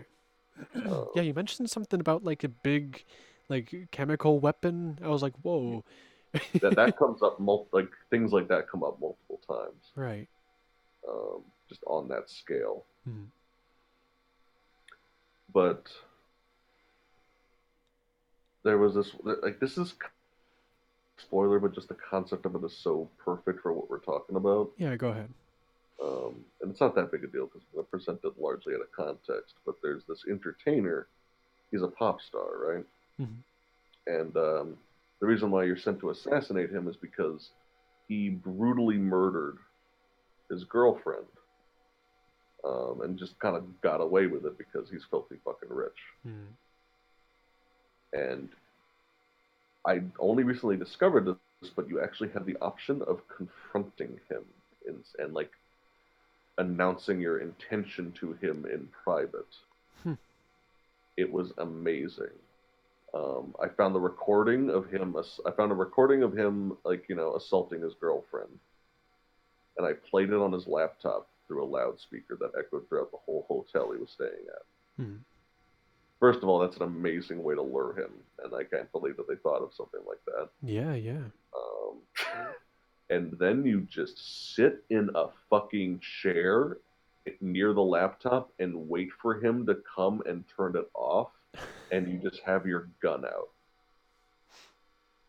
Like when I first saw the way that 47 was sitting, I was already really fucking hype. But you have this whole conversation with him where he's just like, well, so what? I make just one mistake and I need to die for it. Is it because I tried to? Is it because I did it, or is it because I tried to run away from it? Just say something, man. And then 47 just says a contract is a contract, and then you have the option to kill him. Hmm. I think the best part of that conversation, though, was the part where he said, whatever the Highmores, which is the family of the girl who got killed, whatever the Highmores are paying you, I can double it." And Hmm. 47 says, "That's not what this is about, and that's not how it works. Not here." Which was Sounds a like a good very game. cool line from him. I Yeah. like 47 as a character a lot because of little moments like that where you learn more about 47 in very incidental ways throughout the franchise. Right, yeah. Because just the way that he justifies what he does is very interesting, and you Hmm. live throughout the series. I guess that would be pretty crucial, huh? So you don't feel like you're playing as a bad guy. Yeah, he's certainly not a monster. He's a very complicated dude. Hmm. Oh, and by Didn't the know. way, Griffin, Yeah, what you didn't know Chris missed. Brown was in Hitman. Major Chris Brown vibes, Oh, honestly. really? So, like, not even Yeah, as a joke. yeah, like you, yeah. Not Hitman has always been a very satirical series. Hmm. Like I said, there's an Italian, um, basically a corrupt GOP politician, um, in one of the bonus missions Hmm. that came out while Trump was, president elect. Ah, I see, I see. So, Hitman is like that's something I love about the series too. Like, it certainly does not exist in a bubble. Yeah, yeah. It's a very, very blunt, satirical series. Hmm. And don't worry, Griffin. All you missed was us talking about how shitty Hollywood is. Which, nothing new, you know. But, Isn't it terrible that I can say that and not be joking? yeah, power makes people do crazy shit. Power, I don't know. I don't know how powerful of a position being a comedian is. Very powerful, honestly. You think so? You're an influential voice. People don't believe it when, you like people bring up claims against you. Hmm. Because, like a lot of these people have spoken out before, but no one believes. Right. Well, I mean, that goes for everything. There's like, what, 16 fucking women that have, like, pressed charges against Trump Yeah, something like that. for sexual assault? Over the course of, like, 40 years, mind you. Like, people act like, oh, it's new because he's, like, really up there now. Because, no, it was always a thing throughout his whole life. Yeah, Yet you underestimate the position, I Max. guess. Those men knows. But yeah. I mean, like, like, when you're famous, you can just get away with this shit. I guess so. I mean, like, he had his own, like, he had probably hundreds of employees at certain points. Yeah. So,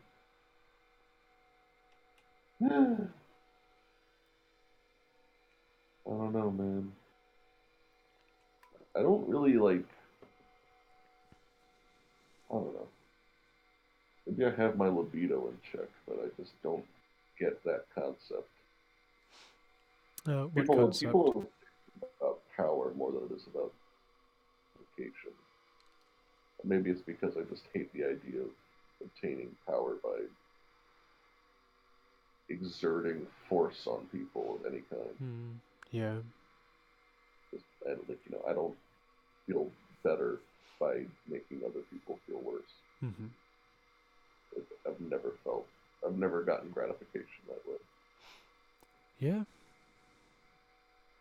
Mainly because I've been treated as such for that purpose Hmm.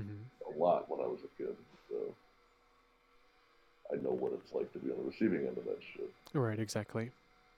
What's the topic of this conversation? Good question. In fact, that might be a good time to change to something else. Sorry. We were talking about sexual abuse, Yeah. literally, Yeah, I guess we were. and just abuse in general, really. That's weird. That's weird that we were just talking about that. I didn't really register that. I'm sorry if it's not something you wanted to talk about. Yeah, I don't know.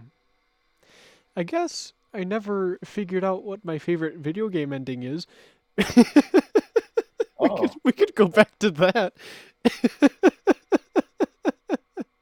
well, y'all ever heard of potato chips? I like potato chips a lot. I wish I liked them less. Yeah, I guess I'm in the same boat. Um, Yeah, like Pringles. from gubble to abuse. Maybe there's some underlying themes. Mark, have you ever played Gubble? No, I've seen people play double. I think maybe you should do an analysis of it. Okay, Max. There's something going on there. Okay, Max. See, I don't think my favorite ending is Mother 3, though. It comes into mind as a contender. But, My favorite video game ending is Is what? Animal Crossing. Oh, it's perfect ending because it doesn't exist, so it Yeah, can't be bad. whoa, fucking getting profound. I guess it's like Schrodinger's cat, where it's like you don't know if it's good or bad because can't see it. Unlike Schrodinger's dog, where you know it's good because it's a dog. It's exactly right.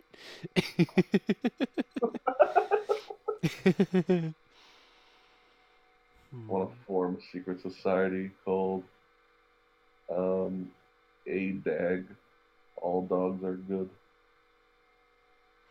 What would the society be about? Dogs, I guess, huh? Oh, Well, there's my answer. dogs happy, keeping dogs safe and cared for. hmm Yeah, Silent Hill 2 does have some really nice endings. I don't know. Let me look Yeah, through my games I've got here. I've got Earthbound. everyone already knows what my favorite Silent Hill ending is. Hmm. But Mass Effect 3 ending was best. Well, here we go. Woohoo! The hell is Oh my my favorite god. ending? The thing is, all of my favorite games, I haven't beaten most of the games I consider my favorite because Final Fantasy, they're mostly like from when I was younger, and I just kept restarting them. I have that problem a lot. hmm I can say the Chrono Trigger is one of my favorite games ever, and I've never been Yeah, no, I've gotten really, really close to that, but I really never embarrassed finished it. about that, honestly. Um, I never finished Dark Souls 3. Hmm. I can't believe that. I have like 200 hours in it. It takes like 20 hours to beat it. hmm I've just like played so much multiplayer. Yeah. Super Mario Bros. 2 has a great ending. Oh, but yeah, the fucking dream. I feel like that was like the first Gynax ending in a video. Nintendo threw you through a loop. It's just like it's just such a fuck you ending. It's like it's there to like kind of annoy you. Mm. Um, Final Fantasy X has a phenomenal ending to it. It's a very, very, Oh, you know very what? satisfying. I So think I really like the ending to Professor Layton in the Unwound Future. I don't know jack shit about any of those games. Just Other all than of them. I guess all of them have really good endings, mainly because of their music. I know that like someone wrote on a bathroom at like a college somewhere this picture of Professor Layton like flexing his muscle um, with a His tattoo that his says single puzzle. muscle. You know, like flexing his muscles and like on his bicep he has a tattoo that has a heart with puzzles written on it, Mm. and he's saying a true gentleman leaves no puzzle unfucked. Oh my god. You made Nikki's ending? That's actually another game I never finished. Yeah, I don't even ever really played it. I think. I started because when I went on holiday with my buddy Craig, we played a whole bunch of RPG Maker games, and that was one of them. But we didn't finish it. Ib, did you ever play Ib? I did. That one's good. Good shit. Good endings. Yeah, I think I played Uh, that one a couple times, like sporadically across a couple years. I was really glad that I got the best ending by default. I'm pretty good at that. Actually, I've noticed getting the Well, best. with like RPG Maker games like that, it's pretty clear. Yeah, I guess. Even in Undertale, it was like, no, I know. Yeah. I didn't know to go back and talk to Undyne. That was about it. Like Oh, someone, yeah, yeah, yeah. like someone fucking tells you to do that. Like, hmm okay, cool.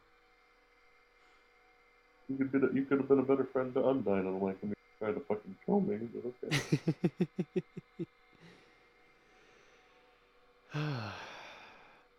Yeah, no, Undertale. ooh, you know what? That is a good ending, isn't it? All of its endings are really Yeah. especially the like fuck you, you don't get a happy ending because it's genocide ending. It's my favorite fucking thing ever. Mm-hmm. I love it. I love it. I love it. I love it. I love Yeah. it. So I'm thinking about it. Yeah, Undertale's a good game. Undertale's a phenomenal game. Undertale's like one of the best like indie games I've ever played. It's one of the, it's just one of my favorite games, honestly. Like It's honestly really inspirational to somebody like me, yeah, especially considering the position that Toby Fox considers himself a musician first as well. yeah, Because he just is me in an alternate reality where I don't know music theory, but I have more drive to get things done. yeah, yeah. It makes me feel like, oh, he just, we're pretty much in the same spot, so I could just do something like that too. It's exciting. Off is so good. Off has a Off is a beautiful game.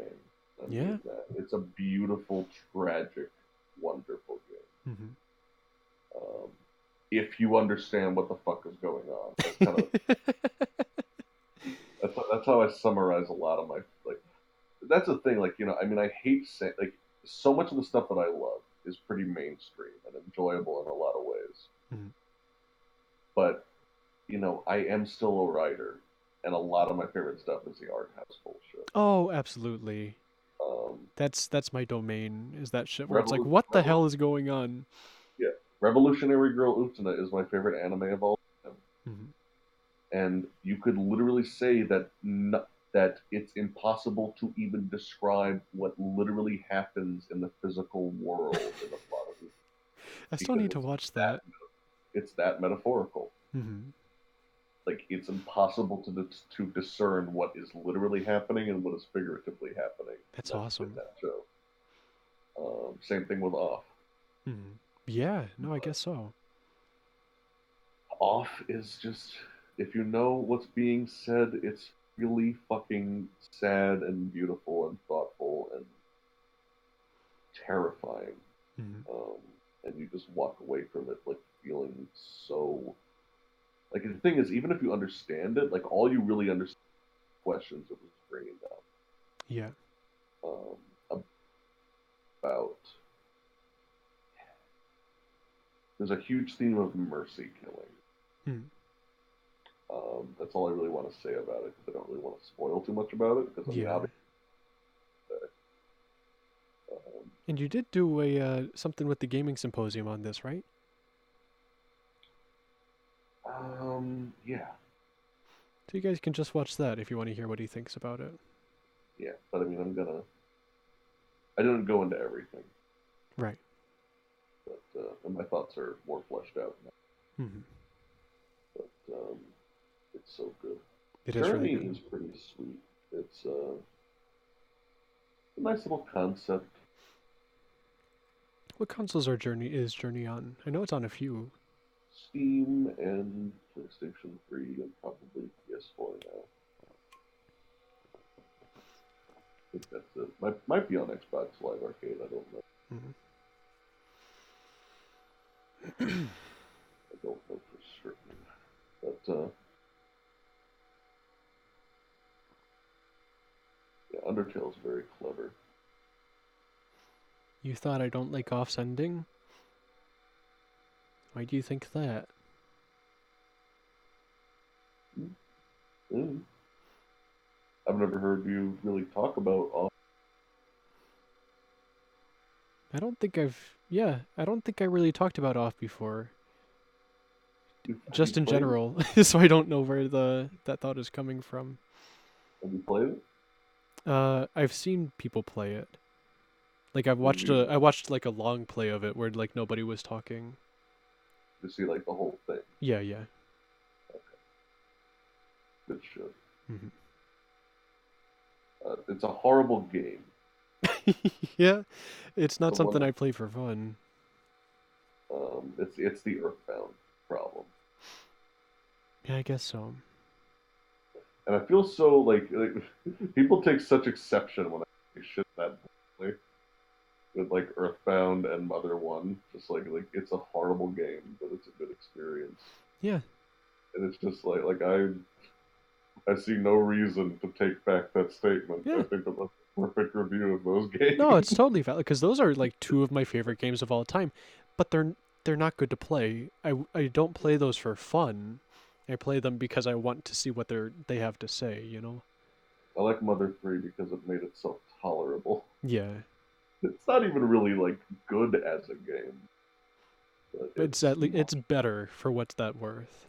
much better. Mhm. There's a little bit of thought going in. Mhm. Yeah, off is literally like I mean like you can just turn just win. There's just an auto battle and off, and you'll never need to switch off of it. Honestly, Mhm. Reggie voice. If it's not fun, why bother? God bless you, Reggie. God bless you, Reggie. I mean, it's an Xenoblade. interesting conversation to have, I guess. What is? The games don't. That's the thing. Like you, like I look at Silent Hill. It's like you'd have to be fucking insane to describe this game as fun, but it's certainly good. Oh yeah, yeah. Silent Hill is not fun. It's not a fun story. It's not a fun experience, and it's not supposed to be. And that's not a pretentious thing to say. It's Yeah. supposed to be awful and tear jerking and thought provoking, and it Mhm. is. Yeah. No, the ending to Silent Hill 2 made me cry as well. But I guess that's not anything special, I guess. I guess most endings do that. I like how it's very just. I don't know. I just love when a horror game is its own thing to such a beautiful extent that it's like it's just so not about scaring you. Oh, That yeah. like Silent Hill will absolutely scare you, Mhm. but like it'll get you shook, it'll get you nervous, Yeah. apprehensive, and doubtful, and sad, and solemn, and paranoid. But it won't just be like ooga booga. Yeah. No, I mean, horror is quickly becoming one of my favorite genres for exactly that reason. Um, and I'm patroning someone on Patreon right now. His name is Nightmind, who does like analyses of media like that. Not like video games, sometimes video games, but mainly like um, internet web series and stuff that nobody ever watches. And he picks apart like what's so interesting about them is fucking amazing. Just the amount of stuff people can get away with the horror genre. It's absolutely inspiring. Shit. The Hey Kids guy, yeah, he did a video on Hey Kids. I don't know what that is. You don't? It's the have I never showed you these videos? Like, hey kids, you are back. Sports shoes ready? You never saw this? I don't know. It definitely seems like the kind of thing I would have sent you. Sounds a little familiar. Oh well. Nightmind's fucking awesome though. He's one of my favorite creators right now.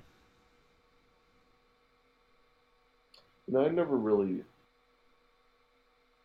I remember when like you know the new It. I didn't see it, but yeah. I just remember looking at that like this concept is still just impossible for me to take seriously. Yeah, and I've seen a lot of conflicting ideals about that because a lot of people are saying it's really good and a lot of people are saying it's really bad. And as far as I can tell, I agree with both sides, so I don't think I'll know how I feel about it until I see it myself, which I don't know if I ever will.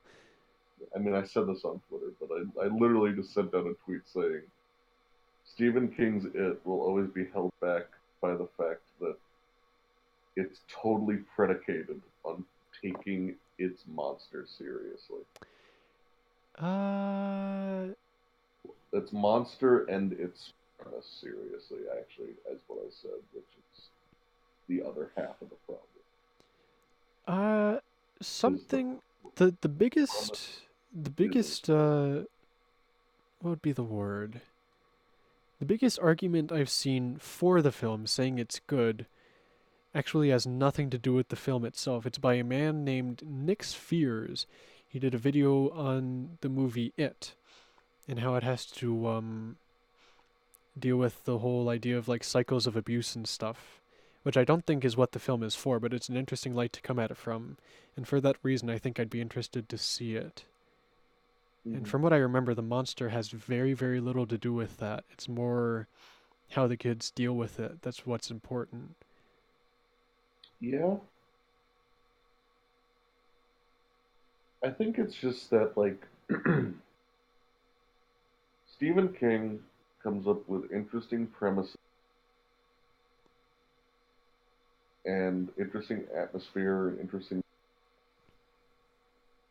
and then exaggerates the fuck out of every human element and makes it impossible to buy. I have not read enough of the books Yeah, yeah.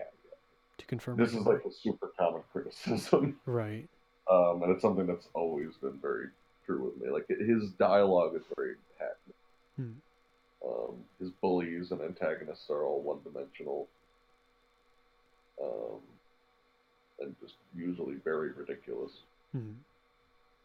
Uh, and I don't know, there's just a lot of little details it that don't make sense. Hmm. Um, But here's the and thing: are they supposed to?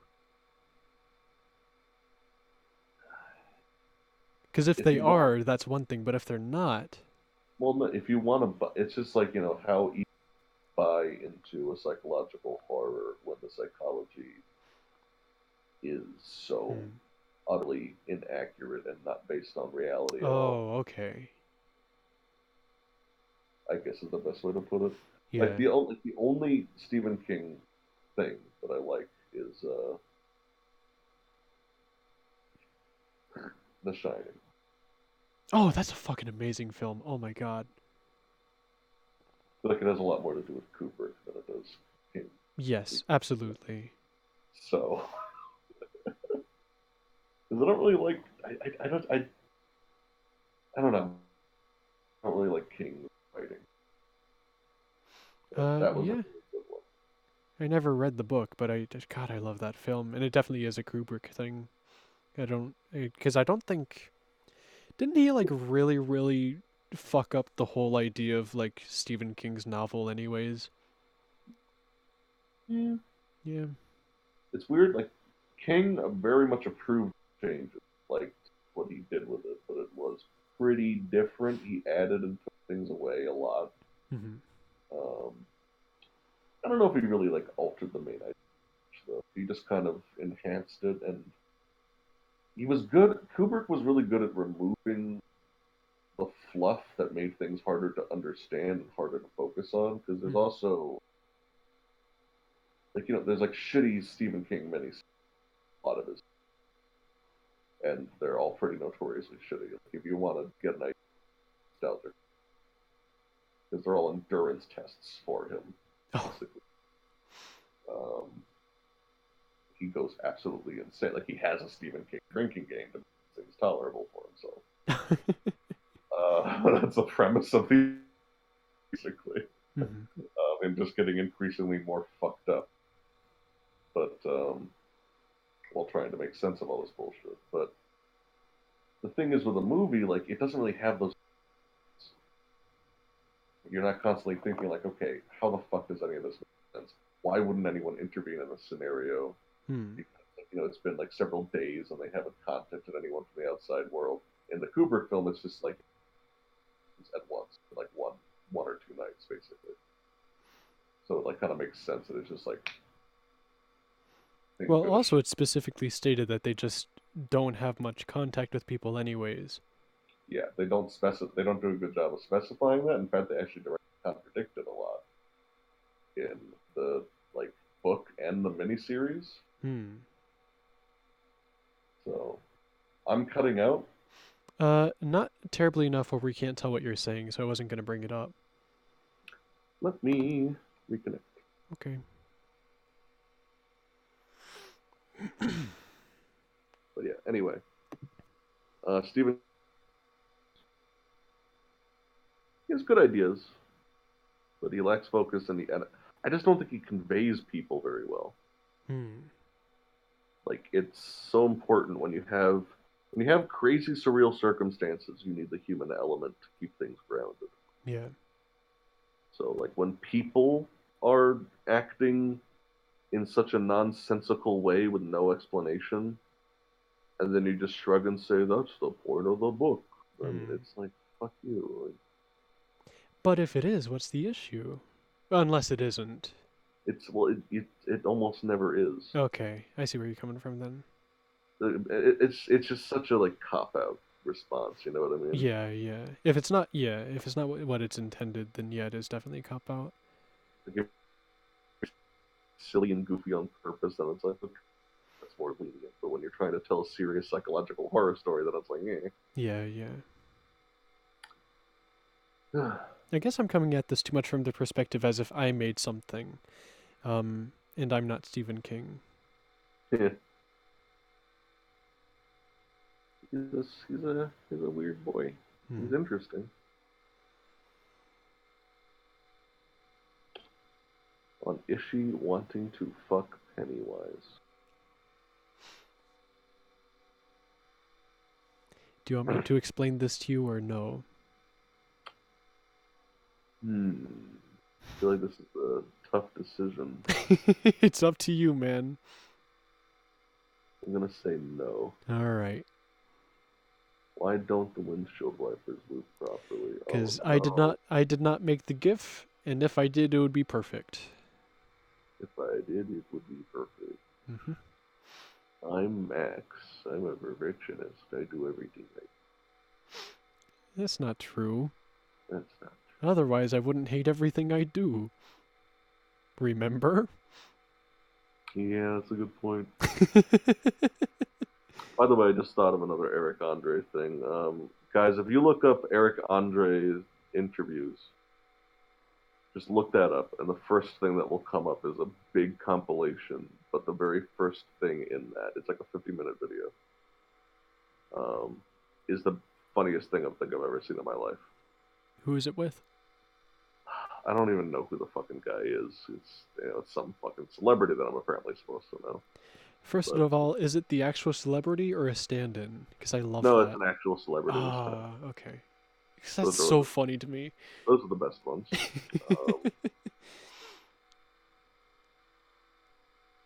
Um, Mark's Max impression sounds like the text-to-speech voice from "With God as my guide, Oh my I god. will make a bad game ending." Can we talk about that? Fuck the idea of making a video about it. Let's just talk about it right the fuck here. You serious? Yeah, I don't even care. Like, care later. What was that? You might care later. I don't. Okay. Because Funbil is quickly turning into a thing where I just rant about things anyways, and nothing structured belongs there. Okay. So I'll just stick this on there. Do you remember all the endings, or do you need me to, I remember all of them. There's only two people watching now. two people? Okay. I think the only one I want to talk about is the one with the deer, because that's the worst one. Yeah, it's fucking stupid. It's so bad. Every single aspect of it, one, doesn't make any sense. Two, is executed poorly, even if it did. I guess what I want to talk about first is actually the idea of getting to the endings themselves, because it just is a menu. Mark, you seemed kind of apprehensive about that before, but how is it not? Uh, uh, Just bringing I a don't gun know. over to the ending you want, Not shooting the much gun, better. going to the car, and that's it. It's not much better than a menu.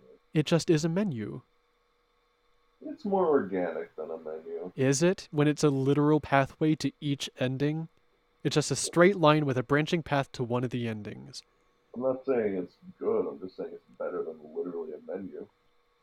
I guess it depends on how you define better. I mean, it would be worse if you just go out and it's just like, okay, what? But it's effectively the same thing.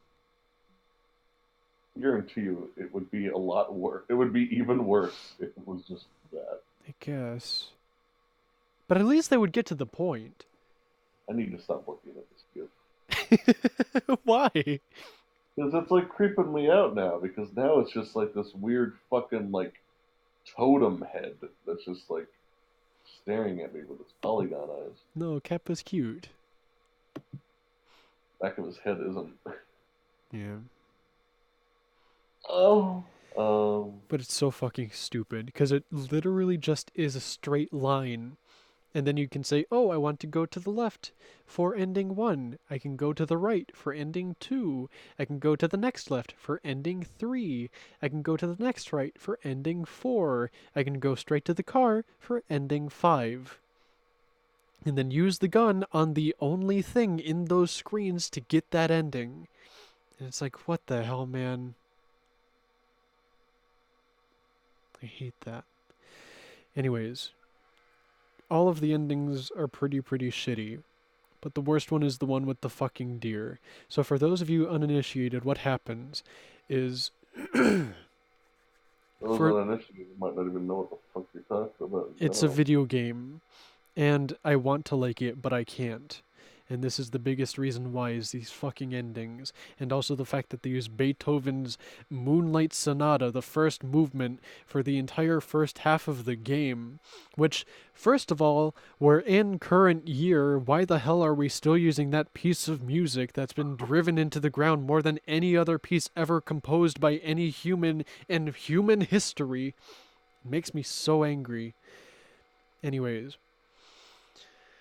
the game has a really nice atmosphere if it wasn't using that piece of music. So it makes me angry that every other part of the game is really shitty.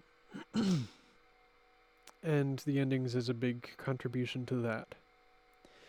So one of the endings is in which you shoot a deer after, fighting paranormal beasts.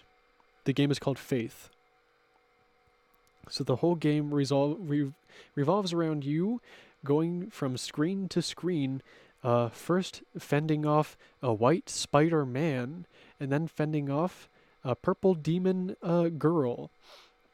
And then for one of the endings, you can just shoot a deer. You can just decide to shoot a deer instead, and then beat the game that way. And then what happens is the deer fucking stop your car in the middle of the street and do they crash the car? Do you remember what happens, Mark? I can't remember if they crash it or like take you out of the car. Well, okay, I believe that like you crash into one of them and then it fades to black and then it cuts to him covered in blood, dragging himself to his like cross, and Mm-hmm. then like the deer all like pounce on him and it goes to black, and then it has a newspaper article describing a man was found with various bite marks. So the obvious issue here is that it is completely removed from anything the game set up to that point. There is nothing to do with deer. There is barely anything to do with the forest. It's the only thing that would slightly validate this existence is if the game was trying to say, oh, the forest is kind of fucked up. Not just these two specific things, but the forest itself is kind of fucked up. So that's why the deer did this. But I really don't think that's the case because there is no other characterization for the forest in the entire game, not even in the other endings, not through little bits of lore scattered across the different screens. There is nothing saying that the forest itself is an entity. It simply is a vehicle for entities to come across. So the idea of all these deer being evil out of nowhere has nothing to do with the rest of the game. And I really feel like it's trying to push this whole thing of like, oh, fuck you for shooting this deer unprompted. Here's what would happen if you shot a deer unprompted. They would be angry and kill you. But even that conflicts with itself because the idea is, oh, you shot this pure, sweet deer. Fuck you for doing that. Also, here's the deer being unpure and unsweet and killing a man. It completely goes against its own cause, which was completely unprompted to begin with. And it's fucking stupid, and I want to know what you think about it, Mark. I mean, yeah, I think it's stupid. Is it do you have nothing else to contribute? Um, I don't know. I'm just kind of a Hannibal to your Andre right now. Okay. I That's mean, yeah, why man. that's why I hate this ending. I mean, yeah, man. Fucking stuff. What did you think of the other endings? I think that they were better than that. Yeah, that was definitely the worst one, but they're all pretty bad. I like some of the visuals. Um, Yeah, it looks great. That's what I said. The atmosphere, the aesthetic of that game is fantastic. What it does with it is not. it looks like an Atari game, Yeah, by the way, that's what it's supposed to be. but it's for the same for them. Oh, right, right, right. Because they're going to mention that somehow. That's one of the coolest things about it. But Yeah, um, yeah, I really visually really enjoyed the cult ending, even though it didn't really reveal anything new. It was a very cool, dark way for the game to end. I liked the visual of like that whole cult army appearing. it Um, seems too silly for me. I really liked it. I think it's because of the minimalism in Maybe. this in this black abyss Yeah. with all these people with the burning torches. It was, I don't know. I thought it was really fucking cool. hmm um, And since you asked again, I'll answer again. The game is called Faith. If you want me to say it a third time, the game is called Faith. Next, I'm getting a little cranky and sleepy. Is it almost 4 in the morning? Jesus Christ. you should probably stop. Pretty soon. I want to hear what you were saying about the cult, though. No, I just thought it was a cool visual. Oh, was that your favorite ending? Yeah,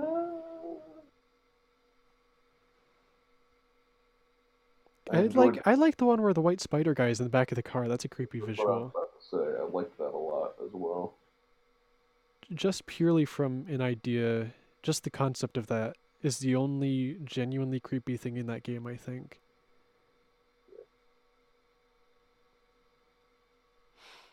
Okay, that's not true. There's creepy shit in that game. Like what? Oh, There's the animations, purple. the rotoscoped animations, those are fucking amazing. Holy shit. When you see them the first time. Yeah, Because the thing especially is, the one on the bed. what was that? The one from the one where you're like on the bed. Yes, the bed animation is the best part of that game, hands Yeah. down. Because it's not only is it the first one, but also I'd say it's the most well done one. So it's the one that catches you off your guard the most because you've never seen one before, and also it's just excellently done. Because the other ones are like they're kind of prompted. The idea is that for the rest of ones, you're looking up, you're like walking over to the girl, and then when you get close enough, one of the animations triggers, and it's like, okay, I kind of expected that, not only because she's done them before, but also because I approached her, and then she does them. Another one during like the midpoint of one of her boss fights. It's like, all right, that marks the midpoint. That makes sense. And they're also a lot less overwhelming, which is to say they're actually underwhelming Mm-hmm. because it what like an arm comes out of her face, whatever, who cares? Yeah. Also, I'm a lot more harsh now, looking back at the unnecessary boss fight. Yeah, that is probably the. I keep saying everything is the worst part of the game. Games are bad. It Uh, is just a bad game, which makes me so upset because I wish it was good. It has so much potential. Just they did not do anything correctly. the game is called "We Don't Have Those Kinds of Chips." Oh my god, fuck off with your fucking chips. Did you listen to my did you ever watch that Mario Odyssey stream, Mark, or at least listening to the beginning of it? No. There was a story about this dude at the Dollar Tree who just would not give up these Oh, fucking no, okay, chips. yeah, tell me this whole story. I know. Got so pissed at this dude. Asshole. But I got the last laugh, so fuck him. Max wins. Game's cold. We don't have those kinds of chips, bitch. Um, but yeah, it's overall best game of the year. Yeah, no, I'd give it a 10 out of 10. I think I liked it more than Mario Odyssey.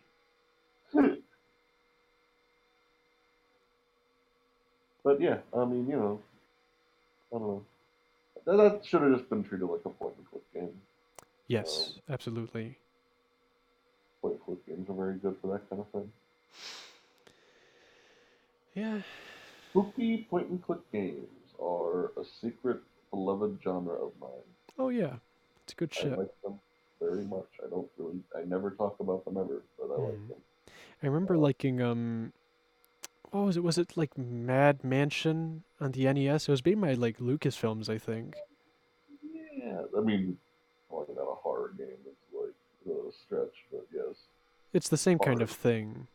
Yeah, it's a silly game, but Oh, it's it's hilarious, yeah. very fun. It's very fun. Hmm. But yeah, I love. There's two online flash game series that are phenomenal. Uh, one of them is a reinterpretation of Alice in Wonderland, and I wish I remembered what it was called. If I looked up like Alice in Wonderland horror point and click, I would be able to find it eventually. But it's a very very cool little. It's a little trilogy, Hmm. but very thick atmosphere. Um, Oddly enough, the premise is not as important as you would think. Yeah, I made a video about that, about how the experience is different from the concept of the, you know. Yeah, it's cool shit. And then of course there's fucking everything that script welder ever made. Um, the Don't Escape series, Oh, yeah, yeah, yeah. and then there's his other series that's about waking nightmares. Hmm. What a fucking madman! He makes really good shit. Script welder, look him up. Hmm. One of the best Flash developers ever.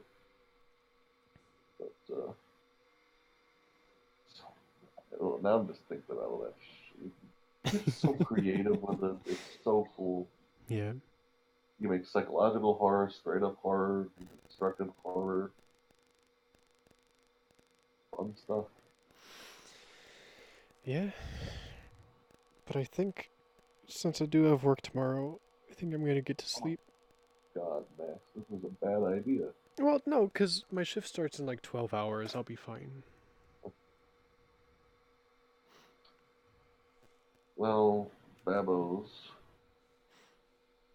um, Alice in Wonderland. Ooh, that's not it. Okay, well, thanks for talking to me about Gubble and sex offenders and a bad video game. I don't know if we'll do this more often. I probably will on my own, but Waluigi was my favorite topic. Waluigi was a good topic. Waluigi and Madoka Magica Yes, forever linked. throughout all time. Yeah. I'll definitely do more of these on my own, and then Mark, if you want to come in for some of them, you can, I guess. Because it's fun. Waluigi-san, I want Waluigi-san, I want to be there for you like you were there for me.